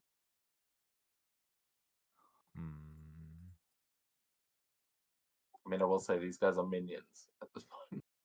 Yeah. At this point, time to cast Grease again. Well, I am holding a flaming hammer. So Oh god. No, don't worry. Fucking gonna destroy the stronghold before we even get in. I'll just Hey. Well, continue. you will notice a very small flame that is on the. There's like some embers on the corner of the building that Yormund has just managed to light. So to me, it sounds like I should cast Grease on the building itself. That is a brilliant idea. Okay. As per suggestions, I'm gonna cast Grease on the building. Like, Are you on fire? I would Yeah, I argue mean, you not can. quite a suggestion. Yeah, Endorsement. so you can cast it like on that part of the building and just in front of the guards where they're running. It would kind of be Yeah. between Yormund and the guard. yeah, like that. So yeah, you. What is the? Is there a DC on the save? It's a save to not fall on the ground, I think. Not to Yeah, slip. it's Yeah. against my spell DC, so DC Yeah. 16. Yep. It's also difficult terrain. Also that. They... Yeah, so as they are running towards it, this grease like spreads out over the ground in front of them. I'm gonna see what's it? Cover X- Yormund as well. No, it's like it doesn't hit Yorman. That's between them. Okay. Ah. So we hit the guards in the building? Yes. Okay. Oh crap! good. Damn. Oh, Okay, so as they come running in, oh actually they didn't see you, so they have disadvantage. They were not ready for the Grease. No one is ever for the grease. Ever. Oh hell yeah. Oh yeah, yeah. Yeah, that they failed. Okay, yeah, so as these 3 just come running in, they all start slipping and crashing down onto the ground, some of them smacking their heads, but as the grease, like as they're slipping on it, it also ignites on the side of the wall, lighting that fire up closer to how Yormund was trying to get it, and then spreading over these 3 guys as they come sliding past you, Yormund, like sliding towards you on fire and all just thrashing as they kind of roll onto the ground. And you you see Miko and Gorm like charging on the other side of the flames towards you. I like As- to think one of the minions got that 18. Gets to Yormund. Yormund just hits him with a shield back into the grease. Yeah, we'll say he like falls onto his back, but he manages to sit up, so he's sliding on his ass, and then just the shield hits him in the head and completely KO, spins out across the ground. And the other two, Onyx and Carmilla, you'll just see that guard like spin out into the open as he just burns there, and I'm sure moments later the other three will join there. But you guys are all in one space and the doors are blown open. The guys inside are definitely about to react. Okay. Time So to our problem skedaddle. didn't really get anyone. Didn't throw the bomb. It did make a hell of an entrance, but like to make it a cool entrance, you have to do something immediately. Because And not smell just shit. the dust hasn't quite cleared yet. They just saw the doors explode, and currently there's just a dust cloud between you and everyone inside. Okay. Wait, a Right, dust so- cloud, you say? Sounds like time for a dust explosion. I think it takes. I think you have to roll percentile dice for that. I think it's gonna be a low chance. So I mean, depends on how much dust it is. It's debris and smoke from the grenade. I don't think it's gonna light again. Does anyone have any flour? no. Whatever. I think it's time to go. Yeah. Yeah, it's probably for the best time to skedaddle. Well, I mean, you're heading in there, right? Yeah, hopefully, guys. Right? So true. Yeah. So yeah, that cloud is kind of giving you enough cover to make your entrance as you all gather up in front of the longhouse. But yeah, is anyone doing anything before you head inside? I think now is a good time to sound the horn. And we are. I'm Batman. Uncovering the. Whilst he does that, I'll throw one random firebolt into the longhouse. That would be funny. Yeah, the guy sitting on the throne just sees this firebolt come through the smoke and just hit his throne right next to him, just ignite some of the bows that are on as horn blares out, and the rest of you step into the room. Okay. Oh, can I do something? Yeah. Yeah. So, Onyx is gonna cast Thaumaturgy to make his voice sound much louder, 3 times as loud as usual. And what were these people again? What did they call themselves? Just bandits. Like to us, are they just bandits or? Yeah, they didn't. I mean, they're not an official organization that you've heard of, but you know that they are. The main Goliath his name is Volblader. Oh, his name is what? Volblader. Oh, Volblader. Yeah. Oh, okay, yeah, I see his name. Volblader. Okay, yeah. So Onyx will cast Thaumaturgy, and he'll like enter through the dust along, and with I guess Mikhail's firebolt in the background, he'll scream out, "Volblader, are you ready to enter Valhalla?" And as he, I wonder, can he also bonus action activate his Eldritch Claw for his like glowing Eldritch tattoos to glow as he like bumps his fists together? Hell yeah! You can make an intimidation check with advantage as well. Oh, okay. I don't have proficiency, but I have a decent +2 in intimidation. Intimidation advantage. It should be like a 3. 21. Nice. Hell yeah! So as that smoke clears, you just see the glow of your tattoos as everyone makes their way through, and they hear that voice. You see an assortment of scared faces like turning to look at you as your group enters the room, and there you can see they are all like quite taken by surprise. But after the explosion, they are all already grabbing their axes and shields and getting ready to jump into battle. I like the idea that However, some of them are terrified, others are like holding their nose because we still smell like shit. yeah, no, they're pretty sure you just made some kind of chemical explosion. This is what Yeah. this is part of. But that is where we're going to end tonight's session, as you see the army ahead of you, and next week we will roll for initiative for your warfare as you guys battle the room in here. You can see in the top left there, you should be able to see the battle ahead of you. Yep. So to make sure I understand, we started burning the longhouse and then just walked into it.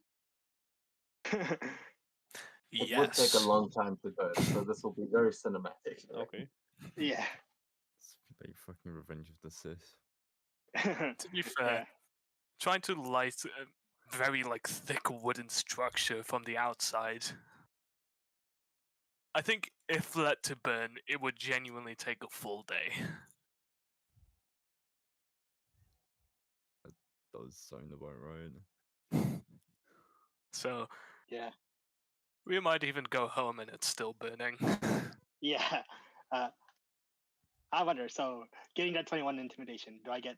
So what kind of benefit do we get? Like, are some frightened? So,